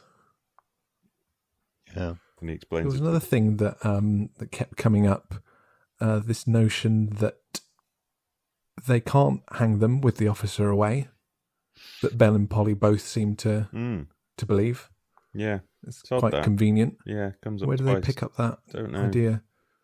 There's a few oddities that go nowhere. And the script says he has an idea. And the telesnap shows that he's been dabbing his hand in the flour and he makes a mess of the bowl. And there's a lovely shot of him then with his clothes hanging up. So what's all that about? What's going on? What was his idea with the flour? It feels like there's remnants of another draft. Well, is that him whiting out his face like a powder to assume the guy's possibly, because we never get a clear shot of him as a crone, do we? So maybe if we were to see his face, he looks emaciated. There's a couple of directions in the script, something about doing the teeth thing and brandishing his teeth to Polly, giving them the full teeth effect. Oh. Suggests, I don't know, maybe like blacked out teeth or something, but that's not something that there seems to be any evidence of. We were talking before about the narrated audio being a bit misleading in terms of the rafters versus the tree. And Rhys and I, mainly Rhys, discovered something quite interesting. If you listen to the narrated audio, the start of episode 1, Fraser Hines' narration at the very start mentions that they are carrying the injured laird, and then we hear a short cry of pain, like a gasp. It's described how the group then encounter 2 redcoats on the path. Alexander fights one and the other flees. Now, Loose Cannon, their reconstruction does pretty similar. Again, we hear the cry of pain as the laird and his group are making their way along. Then Loose Cannon uses a shot from the War Games of a redcoat standing up as if to ambush Alexander, and that's when they then cut in the battle. Only one soldier seen in that version. Now, there's 2 censor clips which we'll be talking about. One of those censor clips shows a redcoat rolling on the ground, and then Alexander thrusting his sword downwards. And then the second censor clip is frenzied close-ups of hand-to-hand combat, which is then followed by Alexander running a redcoat through. So Loose Cannon uses both of those censor clips as part of that same fight in quick succession with the same soldier. But what did you think, Rhys? You suddenly thought we should check something because you had a bright idea. Yeah, you'd sent me a voice note, a really detailed train of thought trying to piece together what the various telesnaps meant for this scene. And then when I eventually got round to gracing you with a reply, I was looking at the censor clips, and these censor clips were found in the Australian archives through the work of Damien Shanahan researching, and these clips, they're all in separate folders or filed, little rolled up, taped up bits of film. And what they did with these, once they'd collected them all, was they spliced them all together and put them on one big roll of film to transfer it. And there was no particular sequencing done on that. It was done on a story-by-story basis, but there was no information on the ordering of the clips within each story. And so the order in which these clips were placed on this 16mm reel has since always been assumed to be the correct sequencing. So in every place they've appeared in that order. Obviously, it can be quite difficult to piece a tiny fragment of footage with the correct section of audio. That's obviously a really big challenge with the 8mm clips because those are silent. Yeah. But these 16mm sensor clips, they have a synchronized soundtrack on them. It's offset by a number of frames because in a film projector, you can't have the sound in the same place as the picture physically, and because the frames move abruptly through the gate of the projector, the picture gate, but they must run continuously through the sound gate. So that's another reason why they have to be separate. So they are offset, but that audio is still there on the film in the optical soundtrack. So those short trims have offset. If they're short enough, that none of the sound will cover that section of video, but they still have properly synced sound. So we can put these clips in the right place on the original soundtrack. And in fact, the order in which they appear on the 16mm reel is the wrong way around. But everyone has always used them in that sequence as though it appears to show first the combat and then the running through of the sword with the soldier falling on the ground. So we looked at those clips, and what became apparent was that the first clip in the sequence is the soldier rolling on the ground, accompanied by the short cry of pain, the gasp in the opening moments. So that's a good 30 seconds before the second clip, the longer scream. So that cry of pain has been misattributed to the Laird all these years, both in the narrated soundtrack, in the loose cannon reconstruction. It's always been assumed that the opening 30 seconds is a trudge across the moors and them all limping and being sad. And what we've discovered is that straight out of the gate, there's an opening skirmish, then there's a moment's lull, and then the much longer hand-to-hand fight. And that's the second clip that ends in the second stabbing. So the question then was, where does this first guy come from? And then Rhys, in his big brain, made another observation. It was a number of things. I was looking at the actors who are credited for this scene, the non-speaking artists, and the only people on film only who were not also in the studio. So let's assume that anyone killed in this scene would not later appear again. The only two people were Peter Diamond, stunt coordinator, perfect person for a sword fight, and someone named Reg Dent. Now, Reg Dent was a stuntman and also horse rider. In fact, he ran a company which hired out horses for film and TV. So he probably hired out the horses for the Highlanders. In fact, his son, Steve Dent, has supplied horses for a lot of big name films, Casino Royale, Hot Fuzz. Bonus horse facts. Gladiator. Hey! And then we noted on the soundtrack that there were a couple of very loud horse whinnies. In fact, I think I recognised those horse whinnies from Marco Polo and the Crusade. Just for clarity on that, Rhys, are you suggesting that the horses were used in those other serials and delivered the same performance? Or Yes. that this was some sort of clip? Trained horses. They were hired because they were known for their ability to deliver those whinnies on cue. Yes. Yep. Good. This stays in. And there was also a telesnap, which is a wide shot, which has two sort of white, light-coloured clumps in the foreground, and we were trying to puzzle out what those might be. I think some interpretations were that those were redcoat soldiers hiding, and then they spring up, but they look more like bodies. And then I was looking at the back of this telesnap, and behind a tree, I think I can see the shape of a horse, someone on horseback. So what I think happens is they're trudging across the highlands. They see this horseman who hasn't spotted them, and Alexander creeps up on him, pulls him off the horse from behind, and runs him through with his sword. When you look at the sensor clip again with that knowledge in mind, you realise that the redcoat on the floor is, it seems pretty obvious to me, he's mid-tumble, having fallen from the horse. So that is the roll off the horse, and then Alexander runs him through. And a Amazing. stuntman horse rider. Yeah. Exactly who you'd want doing that kind of thing. Gosh. But before I move on, may I quote from Preble? Monroe ran for shelter on the braes, pursued by a yelling trooper. Monroe took the sword in both hands and brought it down on the head of the dragoon's horse. The animal fell, bringing its rider down beneath it, and while the dragoon lay there, the now maddened Monroe slashed at him and killed him. So we've got this completely different opening. Straight out of the gate, there's redcoat cavalryman gets killed, pulled from his horse and killed. That produces the short cry, but then there's a gap, and then a second redcoat appears, resulting in the frenzied hand-to-hand battle ending in him being run through and the longer scream.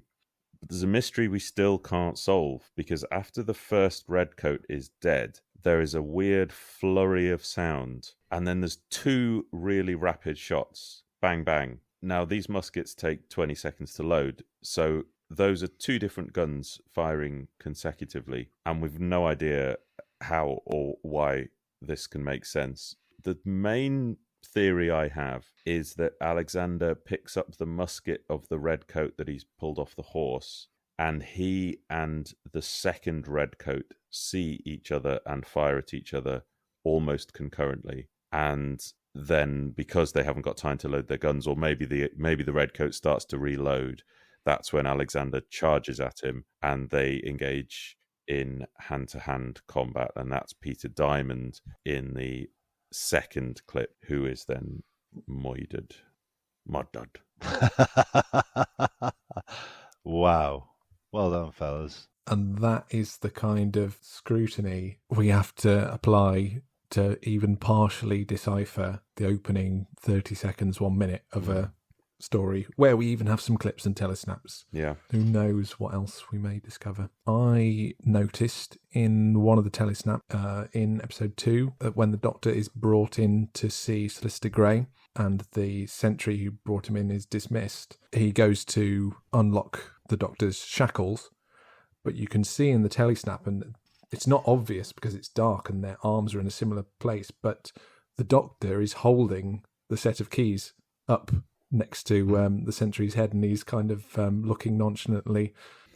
So he's swiped the keys. Wow. The other thing I've theorised is in the jail scene where the Doctor's doing his Isis and Osiris bit, which I always found a bit weird until I realised this scene is set outdoors and he's looking up at the sky through a small telescope. It looks to me like he's looking up through his recorder, which he later used as a telescope. You can just see what I think is the tip of the recorder held in his hand, and then the tassels flowing down on the length of whatever he's using to gaze upwards. So I think that's his recorder, which was a late addition to that scene. It's amended in the camera script, Troughton having a recorder and playing the tune on it. And there was a little bit cut from that, which is a nice bonding moment, perhaps, for the Doctor and Jamie, where the Doctor requests Jamie cheer them all up with a tune.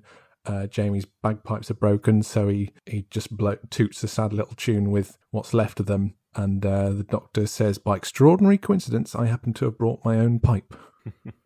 Which kind of sets up the line at the very end of the story where the Doctor says Jamie can come on board if he teaches him to play the bagpipes. The episode 1 cliffhanger of Polly falling into the pit, that's a combination of film and studio.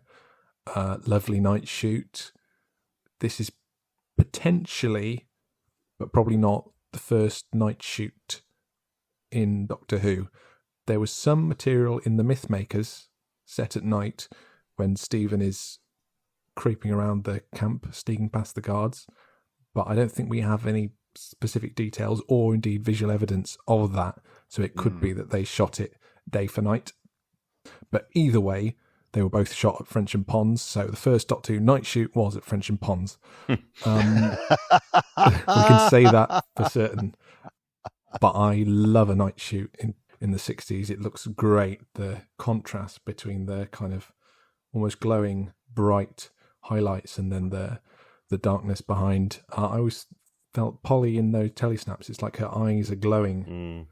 There's nice close-ups, and it looks like she falls out of shot on film, and then we cut to studio, and in the camera script it specifies that they should cue late for edit. So cue her late for the falls so that they have enough material to get the edit just right for the timing. And in fact, that was the only planned kind of, not even a pause, in the episode 1 script. There were no planned recording breaks in that script.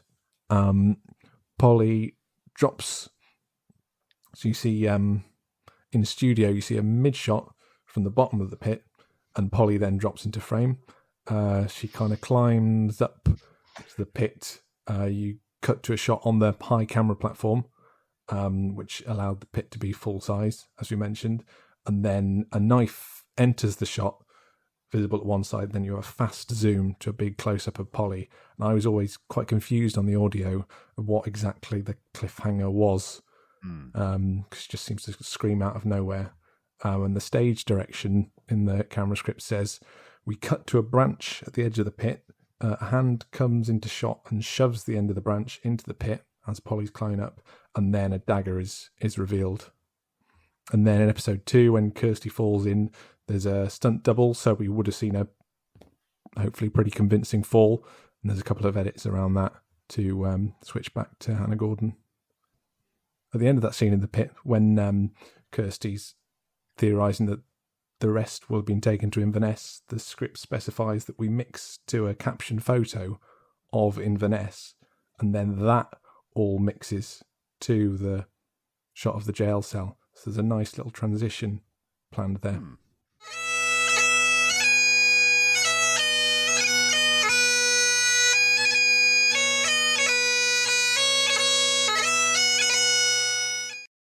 So let's talk about the characters then, or the performances. And I'll be interested to hear your takes on these. So, first up, Doctor Who, Dr. Von Ver, the old woman, the soldier, performed by Patrick Troughton. The Doctor's antics, it's such a weird juxtaposition with the horrors of the situation, the aftermath of this battle and the circumstances surrounding it. They're so bleak and brutal, and yet we get this clown dressing up, doing voices, being weird. He's totally disengaged from the level of threat that they're facing. He even says, I'm just starting to enjoy myself. Yeah. But it feels kind of modern and self-aware. It reminded me of the 11th Doctor's Mad Cat vibe. There's one particular series of vignettes in a Moffat story. It might be Let's Kill Hitler, where the Doctor turns up in a series of unexpected places on side quests, just having a whale of a time because he's a time traveller and the whole universe is his playground. But that's really odd in the classic series when everything is more serious. But as well as the clowning around, the Doctor seems to just be playing fast and loose with his friends' lives and their valuables. You know, he takes the royal flag and uses it as a cheap trick, and he takes the royal ring as a very risky gambit. And yes, it gets him into the ship. It gets everyone into the ship's hold for it to play out. But he just doesn't seem to respect anyone or anything, and you just kind of have to accept it as you see in a bigger picture. The plans he hatches completely bonkers. It's like a day where he let all his intrusive thoughts win. Wouldn't it be funny if he just decided to be German? So I guess the logic is, like you were saying, that it's connected to the king, but where does the German persona get him ultimately? It's weird. Then he becomes the cook. At least we see the cook unfolding a little bit. But then he turns up as the injured soldier with no setup, no explanation. He's just got a false moustache. It's mad, but it's kind of... I mean, it's hugely entertaining. It kind of works, and I kind of forgive it all. I don't know. It's a bit mad. Obviously, the real-world explanation is the new character outline that had been issued. May I read the character outline? Please do, because I promised we would, and I completely forgot to prep it. Doctor Who is more of an enigma who uses comedy more to make his opponents underestimate him.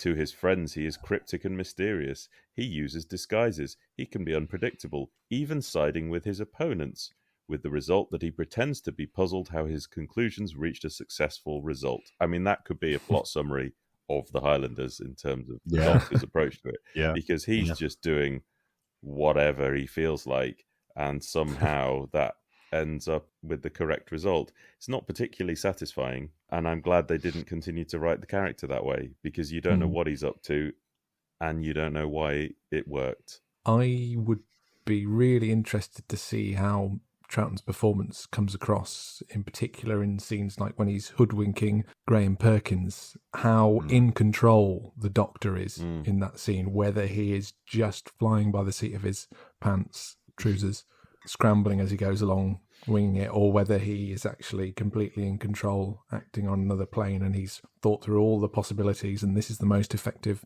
route through. I think it's, I don't know, maybe more entertaining that way than if he is, completely cool and just doing it because he wants to, although that does seem to be the intention. Like the script says, there was that line you mentioned before, Gavin, there's also a scripted direction. He is now playing a part again and beginning to enjoy the situation. He's not just extricating himself from the situations, he's using them to have his own fun and mischief. He enjoys scraping through them, being as outrageous as he possibly can be, which is such a contrast to Hartnell.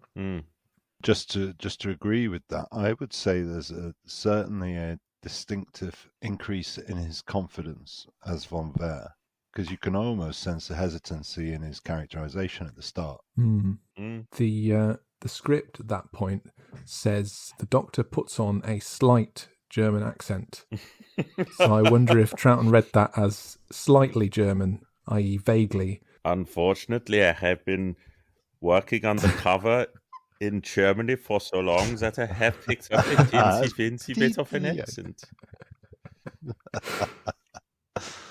Yeah, it's odd. And at this point, the Doctor's character is being pulled in different directions by lots of different hands, it seems. You've got Whittaker and Spooner all over the Power of the Daleks, where the Doctor is remote, but in a different way. He's kind of distant, distracted by the events, treating it with total seriousness, whereas in the Highlanders, by Davis, kind of more deliberately obtuse and not giving the events the weight that they deserve. As you said, he's sending it up, and that wouldn't have been sustainable, I don't think. Did you find the headache scene amusing? A bit. I think it's funny when he bashes his head. Yes, does your head ache? Whacks his head on the table. Now it does. It doesn't have enough authenticity to be funny for me. It's so improbable that Perkins would go along with the ploy that it undermines the fact that it's quite a good gag that he bangs his head and then asks him about having a headache, because it's really hard to accept that someone will let themselves be smashed on the table and not go, I saw you do that. You just hit my head really hard on the table. So I struggle. I find it really unpleasant. That's why I asked. The notion of someone lying prone on a table and the way you're going to hoodwink them is by smashing their head against it. I find that really, really hard to handle. Yeah. I did like the line where the Doctor, and this is scripted because I checked, because it sounds a bit like a fluff from Troughton. But when Perkins says, "What's that voice?" and he says, "It's in your eyes," that makes me laugh because it is mental. But again, you've got a strange mix of wit and spontaneity and unpleasantness, and he's extremely hard to pin down. I was amused that both times he's kind of crafting a ploy and he has a plan with Gray and then trying to approach Polly and Kirsty later, and every time Perkins arrives at the worst possible moment and the Doctor just has to drop his pretense and brandish a gun at him or bash his head on the table. There's another scripted element which wasn't... There's another bit in the script which they didn't do, which I think is a relief, because this would have been stretching credulity even further. Big bit of business from the inn scene when it's established. The Doctor was to push through the queue for beer while he's dressed as a washerwoman, say, "Ladies first," causing a commotion, and then the drunken men start heckling him, spinning him around until he starts getting dizzy, eyes cross-eyed, and then he cracks two of their heads together with a most unladylike strength. Wow. And then goes about his business. There's just no utility to any of his plans to this stuff. Antics for the character. A genuinely witty bit was when he was in the Doctor character. I think they're talking to Gray at the end, and he says, "Me and the other two ladies are now going to leave." But he's not doing the washerwoman, he's just doing himself.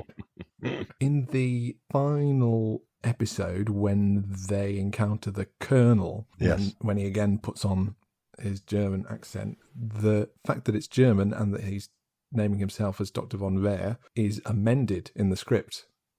So there was originally a different accent specified, and they've blanked that out and typed German over the top. So there might have been yet another character Jamaican in there. But yeah, one thing we know is that Sidney Newman requested changes to the character of the Second Doctor for Power of the Daleks, which caused the rewrites, and that was requested, or Whittaker was informed of this request on the 7th of October 1966. Oh. So there's potentially some lingering of the kind of initial characterization of the Doctor before Newman requested changes left in these scripts for the Highlanders. And the audience research report on, I think it was episode 3 of Power of the Daleks, was completed on the 12th of December, which was between the Highlanders episodes 2 and 3. So at this point, there's still not been time to action any changes based on feedback, audience response to the character. That will have to wait. So let's move on to Ben. I mean, my notes for Ben are quite straightforward. In episode 1, he doesn't do anything. In episode 2, he doesn't do anything. In episode 3, there is that incident right at the end with the plank. In episode 4, he's got a nice bit where he talks about Harry Houdini and then gets a bit of stuff to do. But he doesn't have a lot to do in this, Ben. I'm not a big fan of Ben. Sorry. I find him, he's just a bit of a one-note character, and it tends to be shouting bits of the plot and then shouting, well, everything's all right then, innit? And that's about it. He goes home. Yeah, I do like Ben, but I think he's a little thin on the ground here in terms of material. I like him saying, "Tonight's not my bath night." I like that. And there's a little running gag where he describes something as a fiddle, and Jamie and then Willie Mackay in separate episodes respond, "Fiddle?" He keeps trying to describe things as fiddles to the Highlanders. I like Ben, and Gav, you're wrong. He does have almost twice as many lines as Jamie. I've not got to Jamie yet. And indeed some other characters. There's a possible topless Ben moment for all of the Michael Craze enjoyers. They always when go his down clothes well are drying, Twitter, don't they? Yeah. Dare I say, in contrast, Polly. The star of the show. She's assertive. She's ingenious. She's funny. Really, really well written in this. Drives the story all the way through. Does she replace the Doctor? Yeah. I think she does. I think she replaces the Doctor character, so she drives it. So unfortunately for Kirsty takes on Polly's role. Yeah. And becomes quite a useless question asker and doubter and so on. Yeah. And that's what I saw in it. I saw Polly being the Doctor and Kirsty being Polly. Very good. That's 2 good observations, Tim. You've peaked. I know, in 17 episodes. Phenomenal.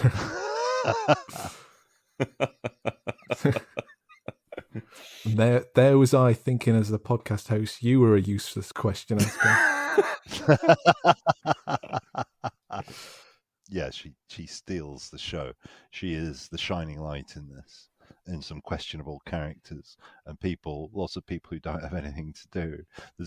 She gets all the good stuff.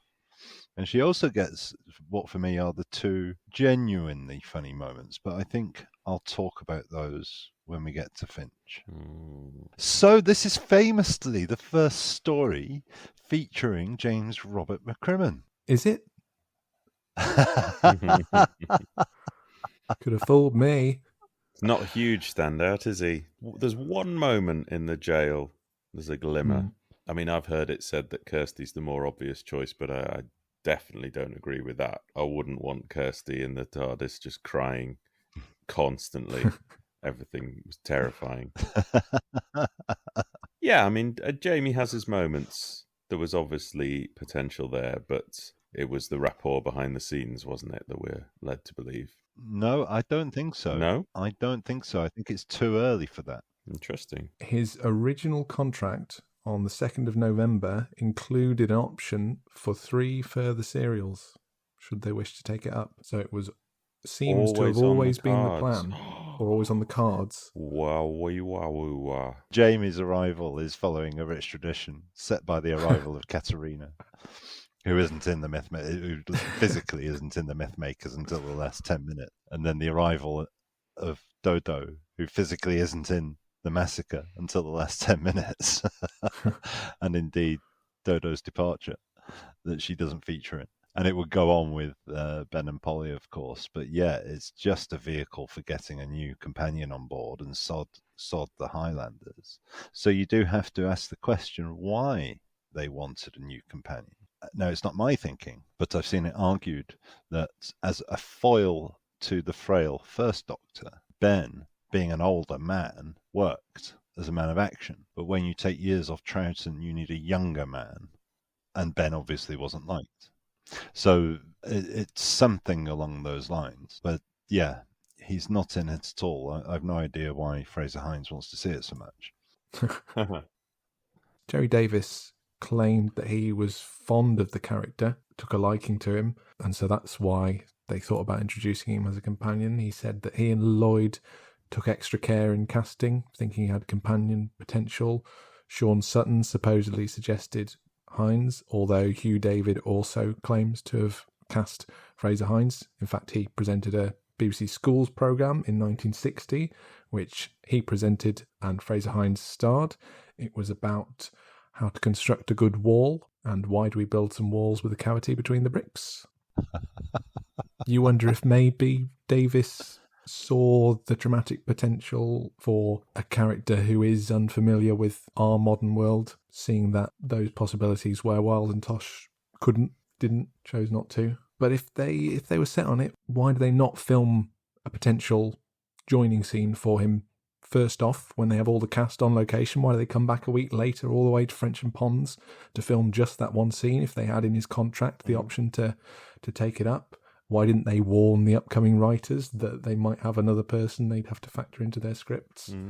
It's all a bit weird. Yeah. And I find it interesting that in the fight scene, he seems to kill in cold blood one of the crew and possibly Trask as well before pushing him over the side of the boat. I wondered whether he just pushes him over.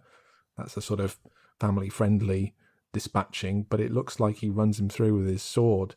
So it's strange that you have those kind of actions being taken by a character you're planning or thinking of introducing as the companion, when in stories like The 10th Planet we see Ben really remorseful and grappling with having to kill even someone who's threatening their own life. This is in a story where the Doctor's smashing people's heads together, so it's fine. Just to note on that, and at the ending you mentioned that they went back and filmed. This is a reference to the scene before that, but it had not occurred to me until this recent rewatching. Jamie has no say in whether he goes in the TARDIS. He is absolutely happy to prance about the Highlands. It's Polly who says, "Can we take him with us?" And they take him to the TARDIS. He doesn't know what's going on, and they shove him through the doors. There's no question of, this is a time machine, these are adventures, you're leaving your life behind. They just push him in. On a final note, if I may just quote from the Preble book. I did read the flaming thing. I've got to get my money's worth out of it. Quote, "The piper, ready to fill his bag and finger his chanter at a nod from the chief. He held his post from his father, who came from a long line of pipers. The greatest of all pipers in the Highlands were the McCrimmons, who could make the men weep or fight like the gods just by an inflated bag and a flute of bone." So there you go.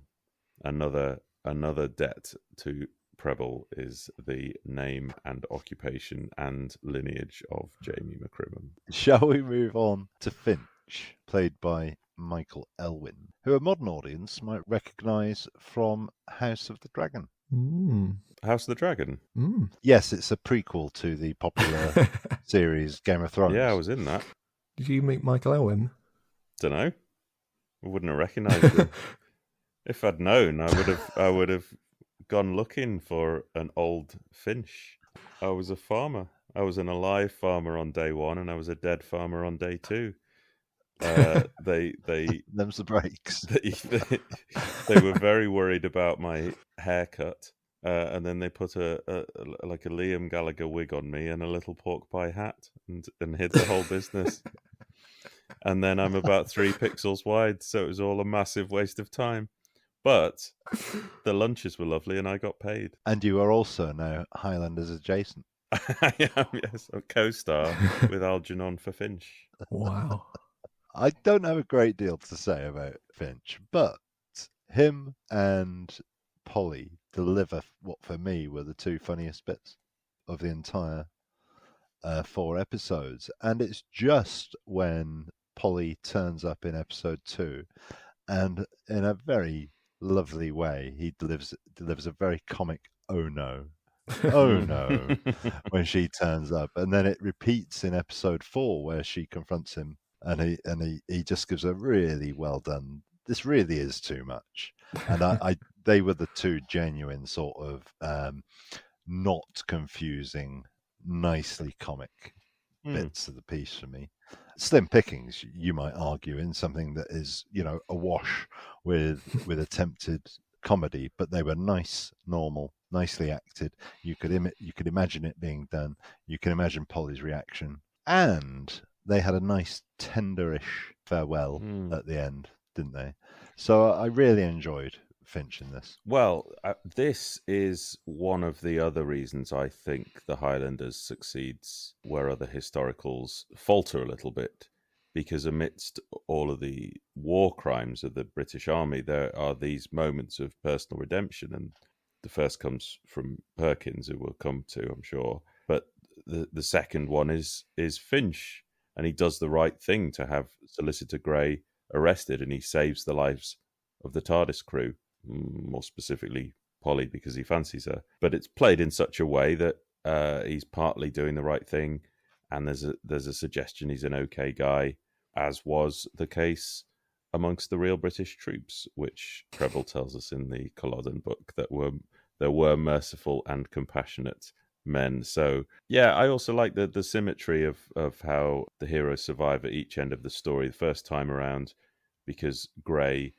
stops the execution for his own greedy reasons, and then at the end Finch stops the execution for more human reasons.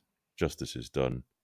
Love triumphs over avarice. We always like it when love saves the day in a Doctor Who story. But if I may quote from the Preble book,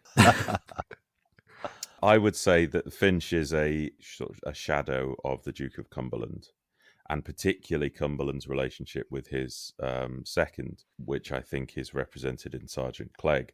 So Preble says of Cumberland, which I think is borrowed for Finch, he had a young man's hasty emotions and a prince's touchy sense of insecurity. Behind him, too, during those days in Scotland, was Henry Hawley, the brutal professional soldier who had the manners of a medieval baron.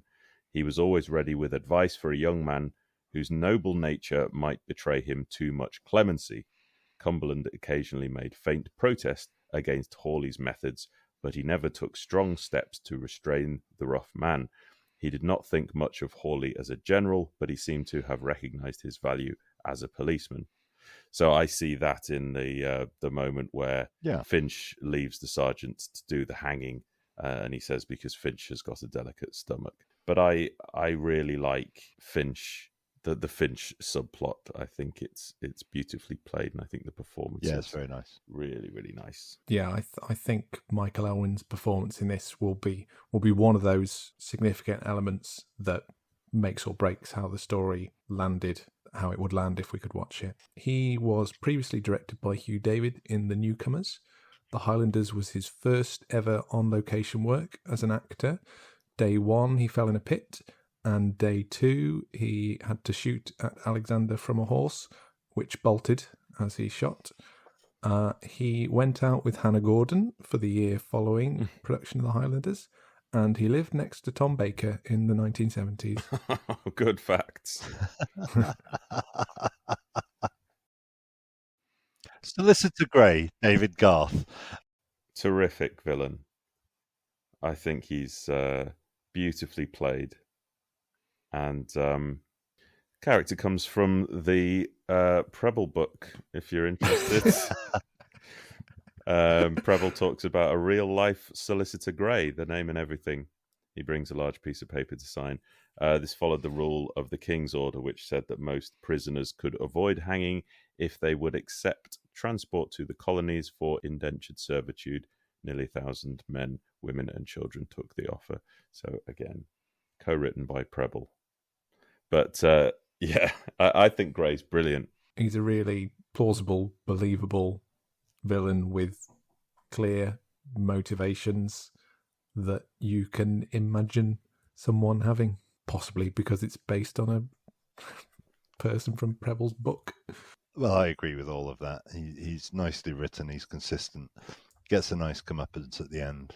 Nice, slightly comic villain with a nice double act with Perkins, I think, and they interplay very nicely.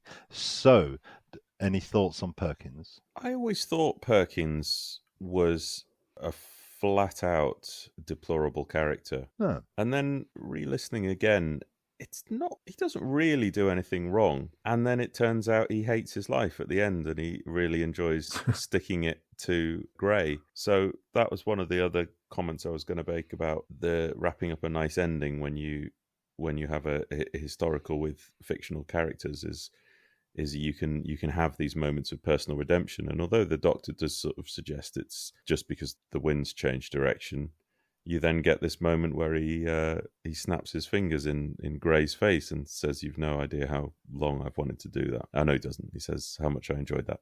But you get the impression that maybe he's an okay kind of guy, and he's just in the wrong place at the wrong time, on the wrong side. I find it a bit difficult to know where his performance is landing, just because there is so much we're missing of those dynamics, the way the characters interact. There's a nice script direction. It says Perkins oils his way over to the girls. Well, that was quite good. I quite like him. He's a bit of a stooge, bit of a straight man, bit of a victim, and then he gets his bit of an idiot, and then he gets his own back at the end. You're supposed to be sympathetic towards him, I think.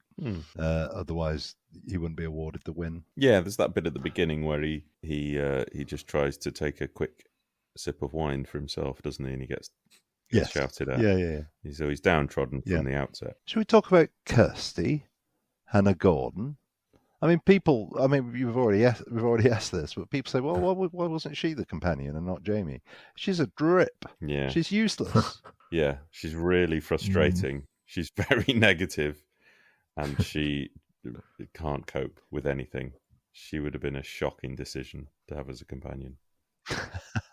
Yeah, I think it's a shame that in order to elevate Polly, they've diminished her position so much. And, there are brief moments of bravery or fieriness where she holds a knife up to Polly to stop her from trying to take the ring. And she obviously must have some portion of bravery. She's out there on the battlefield at the beginning. But yeah, it's a shame that in this rare example of having two female characters, that they're not both contributing positively, not generating ideas herself, because she lives in this time. So why couldn't she have an idea? No, I don't want to overdo how dreary she is. I mean, I like Hannah Gordon a lot, and I've liked a lot of her dramatic appearances and comedic appearances over the years. But like you say, it seems a shame that she's had to trade some agency, because agency is hard to find for female characters in Doctor Who in this period. So she gets more lines than Jamie. Next on my list is Trask. Dallas Cover. Well, look, he's got a great face. He's got a great face for TV. He looks brilliant in the telesnaps. He's in a lot of Doctor Who. Ambassadors of Death, Dalek's Master Plan, Reign of Terror. Oh yes, he plays the guy in charge of the road overseer works, doesn't he? Castrovalva, he directed by Fiona Cumming. Yes. So he's not in a lot of Dalek's master plan. He's is he one of the convicts? Yeah, Yeah. he's the lead convict. So yeah, he's got a great face, but I'm a bit pirated out by him, to be honest. You swabs. Yeah. I don't really need more pirate adventure after the smugglers. The beard does a lot to change him. It transforms him because he comes across very different in Ambassadors. He does, doesn't And he? then everywhere else with the beard, he's gruff, nasty man. I do want to talk about Colin McLaren, because if you're an old actor, male, and want an easy role, he does. We're full of a story that has characters that do nothing. He takes the biscuit. It's really weird, isn't it? Because his character's big impact on the story, keeping him alive and safe, is the backbone of this story.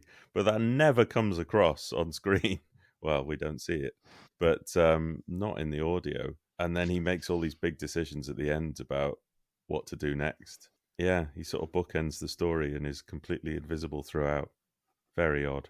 I think that's the easiest 4 weeks' pay anyone's ever had in Doctor Who. Is there anyone else you'd like? He's got more lines than Jamie. He doesn't. I'm joking. But I must say that the lead and his exploits come from the Preble book. It details the McLarens were on the front line at Culloden. Captain McLaren escaped from the battle. This is then blended with the tale of another clan chief who had been shot by a musket and was carried to a cottage to dress his wounds. But Captain McLaren hid on the moors for 4 months until his group was found by the British, whereupon he fought with his broadsword. And what did he shout? His battle cry was Craig and Tour, the McLaren regimental battle cry. So that is where Craig and Tour comes from. And yes, Jamie wouldn't necessarily have used that same battle cry, but he was Brilliant. He was under the McLaren clan at that point. So I think we'll forgive that detail. That to me is a nice detail rather than a technical historical inaccuracy. Is there anyone else you'd like to pick out? Alexander, William Dysart. Yes. Bit of a waste of his talents. He's great in Ambassadors. He has very little to do here. His sacrifice is pretty hopeless. It's not capitalised upon by the rest of them. He says he'll try to draw the soldiers away from the cottage, but in the telesnap he appears to run straight towards them. Just run straight onto their bayonet. Yeah. I think it makes sense that they get rid of that character because it means that the Doctor, Ben and Polly are now the de facto leaders of that group. It wouldn't have been sustainable to have Alexander in there the whole time arguing. Yes, indeed. But he's got a presence, hasn't he, in those opening scenes? Yeah. You know, great face. Gav, you've animated one of the really nice telesnaps of them looking out of the window, haven't you? And then, off. When I first re-listened to this, I was really taken with him, and I thought, why don't I remember him? And then he died, and I was like, that'd be why then. He's not in this. He's in it for 5 minutes. Yeah. Willie Mackay? Yes. Tim, do you know who Andrew Downey, who played him, was a late replacement for? From your favourite programme? Button Moon. It's not Watts or Barlow, is it? Frank Marker. Other one. Edward Woodward. What's my favourite programme? Callan. I was going Public Eye. Russell Hunter. Russell Hunter. Russell Hunter. He had to do panto or a theatre performance or something. Had to drop out, apparently. So Russell Hunter, who plays the brilliant Lonely in Callan, listeners. He's called Lonely because he's so smelly that no one will go near him. Also pops up memorably as Ivanov in The Robots of Death. Brilliant.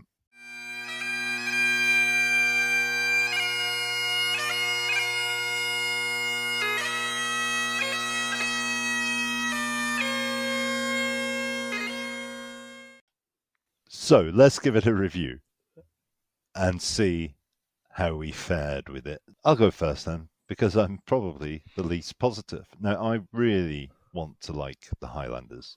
It's got everything I love. The last historical settings, I'm desperate to like it because I generally love the historicals, all but one prior to this. But there's a lot of padding here. So it's really a question of whether all the business that I have observed in episodes 2 and 3 makes it worthwhile. And it doesn't quite work for me, I'm afraid, as one story. I just feel there's too much Troughton business. You don't really know where he sits. You don't really know what he's up to. And I just want to be watching Polly and Finch and Solicitor Grey. And I felt a palpable sense of relief at the end when the Doctor actually mentions the Prince at the end, as a ruse, and said that was the Prince. And it felt like, oh, thank God for that. He's back on track. He's back involved in the historical setting rather than just doing these zany characters. Now, Dr. Von Ver had some enjoyable moments. I won't deny it. But I get very quickly bored of the washerwoman. And there is a lot of the washerwoman. So for me, I didn't really get a sense of what this was doing. And as I think Gaz pointed out, it's at odds with the horrendous events which actually happened, which was the aftermath of Culloden and the purging of the Highlands. I felt the rhythm was slightly out at times. I felt it lacked some drama and therefore all the padding. So why didn't they stick the hanging at the end of episode 1?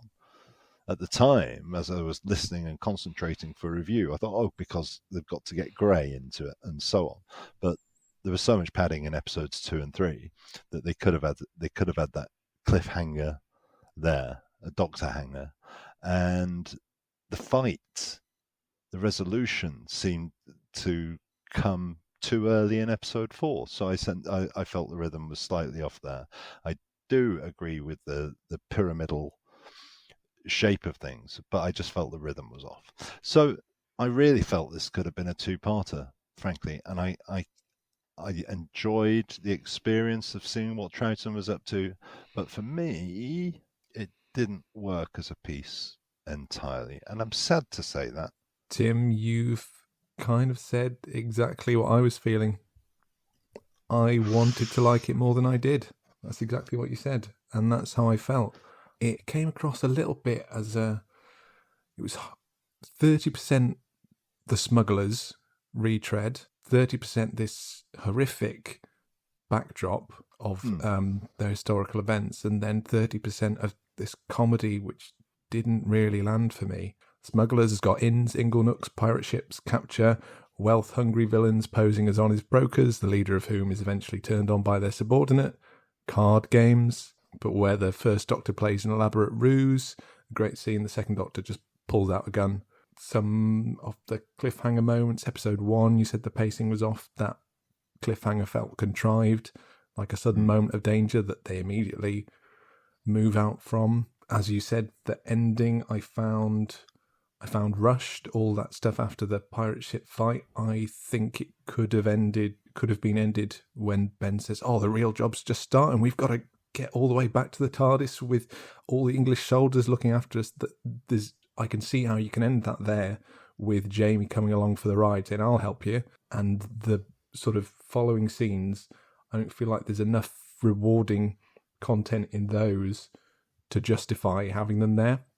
Although I love the idea of the satisfying pyramid structure. I think one of the things in this script is that it skips out so much in between a lot of the scenes. It feels like it covers the scenes it wants to do, and then it lets the connective tissue be unseen, and it's a bit disjointed. And you have all this stuff about Kirsty and Polly going off to fetch stuff to be orange sellers and getting a rowing boat, and the Doctor finding all these guns and getting the English soldiers outfit.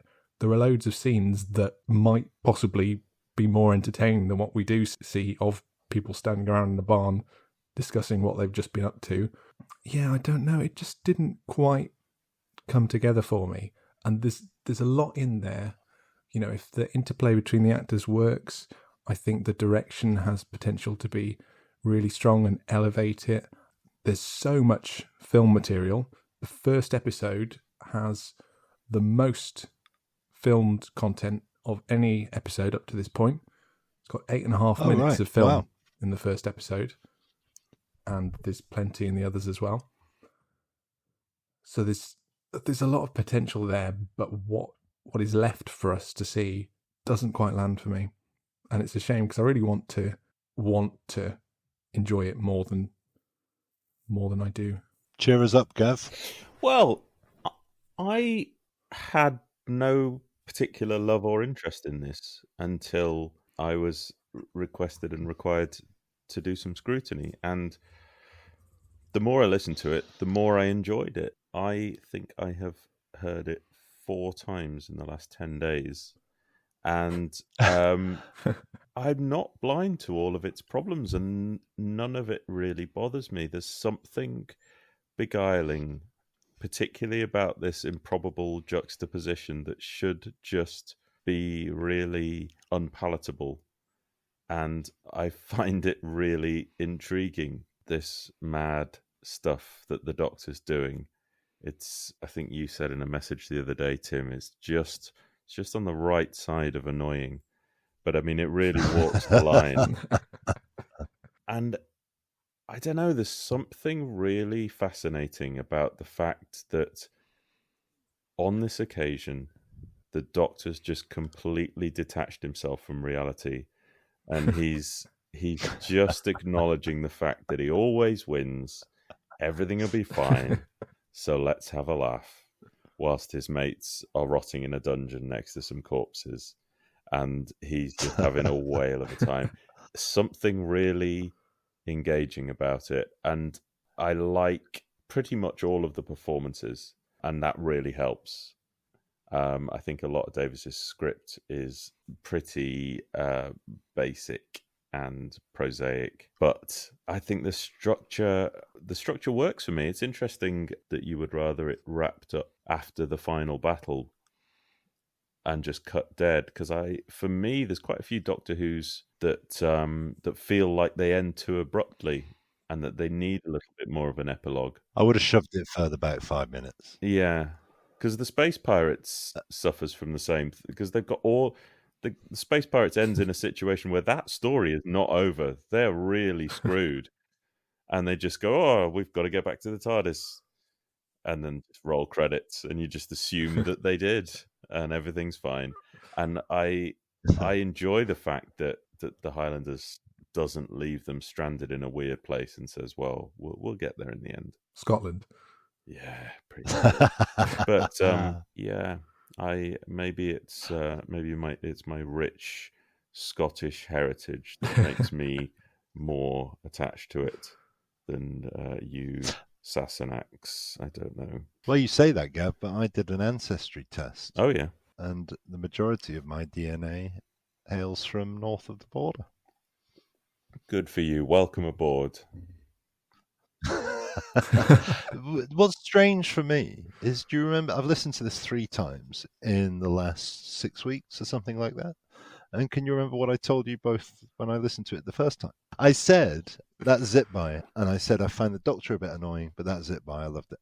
But then when I started to scrutinize it, to review it, it started falling apart. Well, these were not meant to be rewatched. They were a one-off enjoyment. What a beautiful segue for this particular story. Ooh.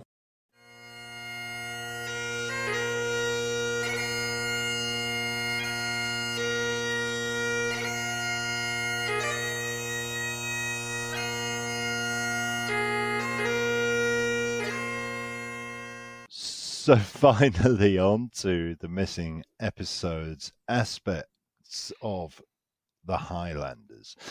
Rhys, what do we have? And why do we have it? So we talked about the censor clips. Mm-hmm. Do we have anything else?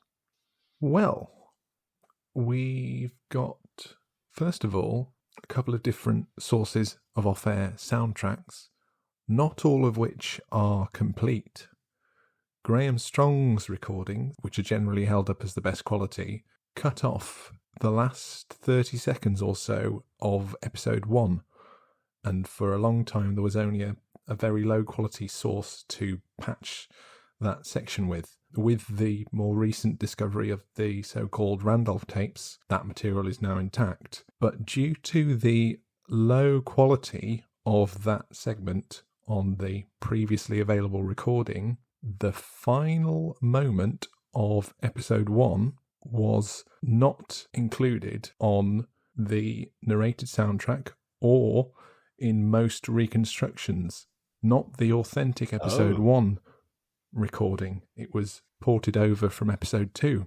So Polly's scream at the end is different on the unaltered complete recording, and that has not been heard anywhere except a very old obscure reconstruction. And it's Polly's scream over the cliffhanger as the dagger is brandished in her face, and it is so much better on the original performance of the cliffhanger versus the reprise. It's really drawn out and loud, and there is a strange echo effect that comes in that allows it to meld almost seamlessly with the music, the end credits music as it comes in. It's so much of an improvement, and it has what I describe as cliffhanger energy, in the sense Nothing that in the world can stop me now. Exactly, that is played in different ways at the end versus the start of the episode, and I think that's appropriate for the different positions in the programme as you watch it. It makes sense to build to a peak, and it makes sense to not have that same blah sort of loud note at the beginning. So yeah, Polly's scream much better in the version you haven't heard yet. Wow. And there's one other curious piece of film, which is a trim. It's not material that was used in the finished programme, but it shows Fiona Cumming, who we have mentioned, Yes. the PA, with a clapperboard on location, clapping the clapper before the TARDIS trio emerge in the woods. And so the story behind this, Fiona Cumming said that this filming was the first I had operated the clapperboard on. So when we were editing, I remarked on that fact to the film editor, who sent her the clip in a can marked "Film for the Archive" for the attention of Fiona Cumming, which she said she was amused by, but she left behind in an office when she moved on to another programme. 2 years later, an officious memo was sent to her with the can, remarking that she ought to keep better track of archive material. Wow. So it's not as sometimes been thought or said that this was given to her by JNT in the 80s. Wow. It was back at the time of production by the film editor, whose name I couldn't find out. And Sloppy research, Rhys, to be honest. I'd like to know where that film is now, because Fiona Cumming's sadly no longer with us. What we have seems to be quite an old videotape transfer of the film. I hope its location is known, or that it's still out there somewhere, so it could be scanned in HD. There are some film trims from Evil of the Daleks which were doing the rounds, those kept by Michael John Harris, of which there doesn't seem to be a good quality copy available anymore. So I hope that this stuff hasn't been found and then fallen through the cracks again. There's one other curio which we don't have, but it's an or a number of off-screen photos taken by Michael Elwyn's father. So Michael Elwyn said that his father used to photograph him, or his name in the credits, when he appeared on TV, and that he had taken a few photos of the Highlanders, including a photo of Finch smoking his pipe in episode 4. And these are definitely distinct from telesnaps, as Elwyn is clearly, when he recounts this, aware of what a telesnap is. But he says he doesn't have them. He thinks he gave them away. He seemingly referred to the photos when asked to review the Highlanders novelisation for a fanzine. So that places them around 1984 that he was referring to them. But no one can find such a fanzine if he provided the photos to them. So sadly those are AWOL. But that's not the only instance of actors or relatives of actors or actors taking photographs of their appearances. David Netheim, who was in The Enemy of the World, took at least one photo of himself as Federin. There's a shot of just before the cliffhanger to episode 2, which would have been a great find had it turned up before the episode itself, but who knows what might still be sitting around. It's really surprising this didn't happen more often, isn't it? We've got the Feast of Stephen ones as well, haven't we? Chris Thompson, Eve of the Daleks. So few instances of this.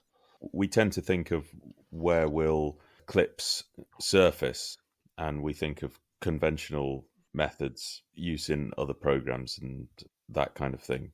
And then this Fiona Cumming trim provides an example of all of these weird, improbable extra routes out that material might have. And as you say, the off-air photos, like, you know, we're told there's no telesnaps of the Daleks Master Plan missing episodes, but then Robert Jewell's own photos turn up that show us the impossible images. So there's all these quirky human little extras. And I might have said before, but my dad, when he was little, he used to photograph the TV. So, I mean, it was after the period of missing episodes, but I've got photos he took of, like, Robots of Death and things like that when he was... Oh, wow. Yeah. That's brilliant. So, Gavin, why, in a missing episodes sense, is the Highlanders infamous? Doesn't want to be infamous, wants to be famous. But why, in a missing episode sense, is the Highlanders particularly infamous? Is it the first to be missing? Is it the first wiped? Correctamundo. So episode 4 aired on the 7th of January 1967. On Thursday the 9th of March, 3 months later, Enterprises issued a wipe junk authorization form. They had no further use for it. And so it was the first to go. It was the first tape wiped a couple of days after that. So 3 months it was kept in the condition that it was recorded in. However, it was sold overseas. So Enterprises were happy that there were 16mm negs and film prints. So the Highlanders only ever sold as a block of 5 stories. And spoilers for the next 5 episodes, but it was only ever sold in a block with the Underwater Menace, the Moonbase, the Macra Terror, and the Faceless Ones. And John Preble's excellent book, Culloden, John Preble's excellent website, Broadcast, has a go at working out how many prints there were and where they were sent. So John's very well-informed speculation says that Australia, as it always does, gets their own set of prints. And it aired in Australia in August 67. They snipped a few bits out. We've got those. But listeners to the podcast will have heard me refer many times to the Australia 1975 returns list. And that list we know about because, again, Damien Shanahan works his way through the ABC film library index cards and picks out the ones that said they'd been returned in 1975. The Highlanders was not on that list. But we do have accounts of the wholesale destruction of prints in Australia from a character called Jet, who talks about running his bandsaw through stacks of film. So it looks very unlikely that the Australia print survived. Next, Uganda gets a set of prints, and then they send it on to New Zealand. Now, as we know, as we've said many, many times, New Zealand often sent its prints on to Singapore, but New Zealand records show that it was destroyed in New Zealand. That's 2 out of 2 prints, very probably destroyed. I'm not liking this. Singapore gets a set, which may well have been sent to Hong Kong. They shared a lot of prints, and it's thought that they would have sent their set of prints onto Zambia. Now, Zambia showed a lot of Troughton Doctor Who. So, what about Zambia? Well, it was last broadcast in Zambia in April 1970. And Philip Morris has been to Zambia. And it's one of the places that has been spoken most about. So to quote, Philip Morris went to Zambia. He said, "It's the most exciting place I visited, which had the largest storage facility. I went to this big dusty archive. There was actually no BBC material there on 16mm. Sadly, it was full of 35mm film, 1-inch videotape, 2-inch videotape. Oh, it was a mess. But it did colour that piece of the puzzle in." Zambia was then removed from the list. And it's quite tragic, really, because that was the place that they thought they would go into the vault at the end of Indiana Jones, and all the Doctor Who would be there. And all they found was some Thames wrestling. And Paul Benezes described Philip's experience of the stench of vinegar in that place was almost overwhelming. But the story of Zambia hasn't been told. And so we'll talk about Zambia a little bit more, as they showed a lot of Troughton. And that is why The Highlanders is thought to be one of the least likely films to show up, because there was no copy returned to the UK that we know of, and they tracked down the last known resting place of a copy, and it wasn't there. Now, we don't know what happened to Zambia's prints. We don't know whether Phil Morris found the film traffic log. Films have survived in places where they shouldn't have been, or were thought to have been destroyed. I'm thinking of The Crusade in New Zealand, The Lion. We don't really know how many prints were struck, but as far as we know, using the known factors that we usually talk about on the podcast, it sounds like The Highlanders doesn't stand much of a chance. What a downer. It's not what I come to the Missing Episodes podcast for, Tim. I want endless hope. There is a rumour that a copy exists. Oh, yes. Tell me more. Of one of the episodes. That's more what I'm interested in. None of your facts. In Scotland. But it's one of those nonsense fanzine rumours, I think, from the 80s, 90s. But look at it this way, Gavin. At the end of this experience, you've got an excellent joke about Gladiator. But the story of Zambia has not been told. And we don't know what paperwork was found, and we don't know what happened to those film prints.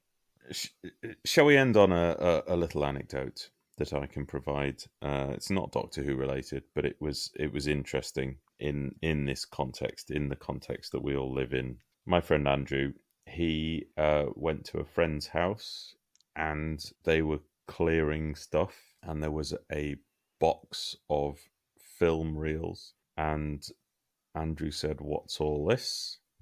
And they said their grandparents sold rubbish and they're going to the tip because we can't play them. We don't know what they are. We don't care. Andrew said, "Can I have them?" So he took them away, and they were that family's home movie collection going back 100 years. What? And it included a holiday that the couple in question took to Germany, 1937, I think it was. So colour footage of pre-war Germany on the brink of war and the height of the Nazi fervour, and it's just an extraordinary document, and it was all going to the tip because they didn't give a hoot, know what it was,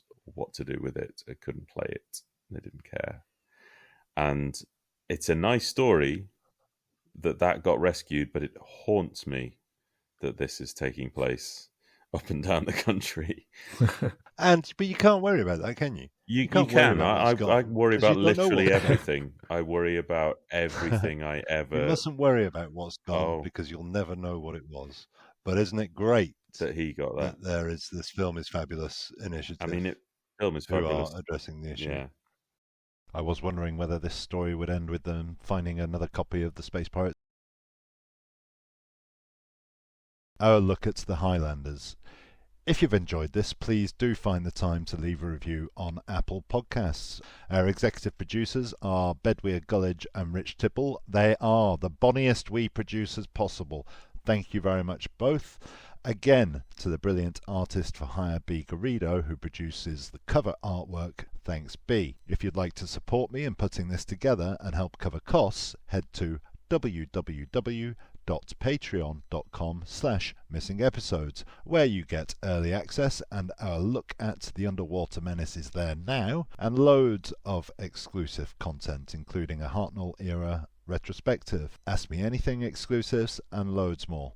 Our middle tier Mighty Kublai Khan patrons have a monthly Missing Episodes chat with yours truly. Speaking of which, thanks so much to all of our patrons. Your generous support is truly appreciated, but especially Andy Kitching, Anthony Carroll, Tony Carroll, Anthony Weiner, Chris Phone, David Gillespie Pratt, David Matthewman, Dean Poole, Gary Gillett, Jack Sharp, Jess Jerkovic, Jim Trenowden, Luke Dean, Matthew, Michael Page, Paul Cook, Phil Mitchell, Piers Carrig, Ray Badrick, Sarah Irving, Sean Landings, Simon Exton, Simon Whitehead, Sinead Morse, and Tim McCarding. If Patreon isn't for you, you can leave me a tip at code-fee.com/missingeps. Also, please subscribe to the YouTube channel.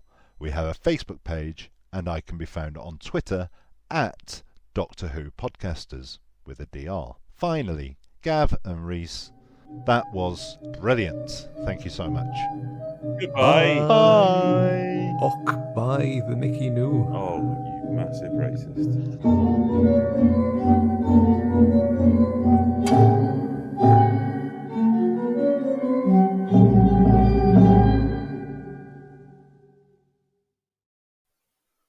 You meant the baking ally before, didn't you, Gav? I did, yes. Because of your culinary excellence. Mm. Good. Well, let's see what Gavin. we can cook up.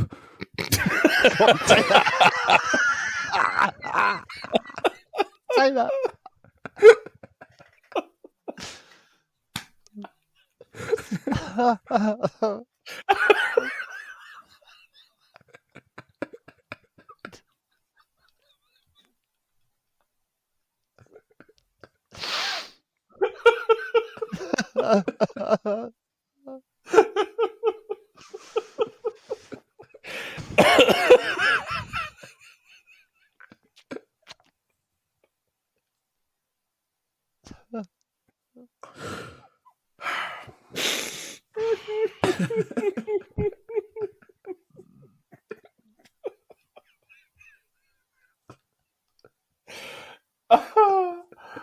Oh my god. 19 minutes, 3 paragraphs.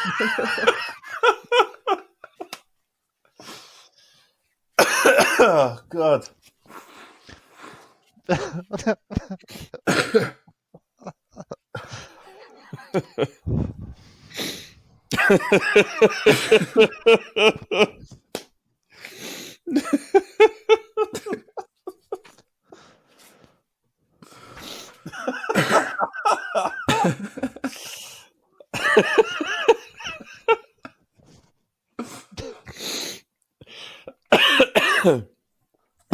Oh god.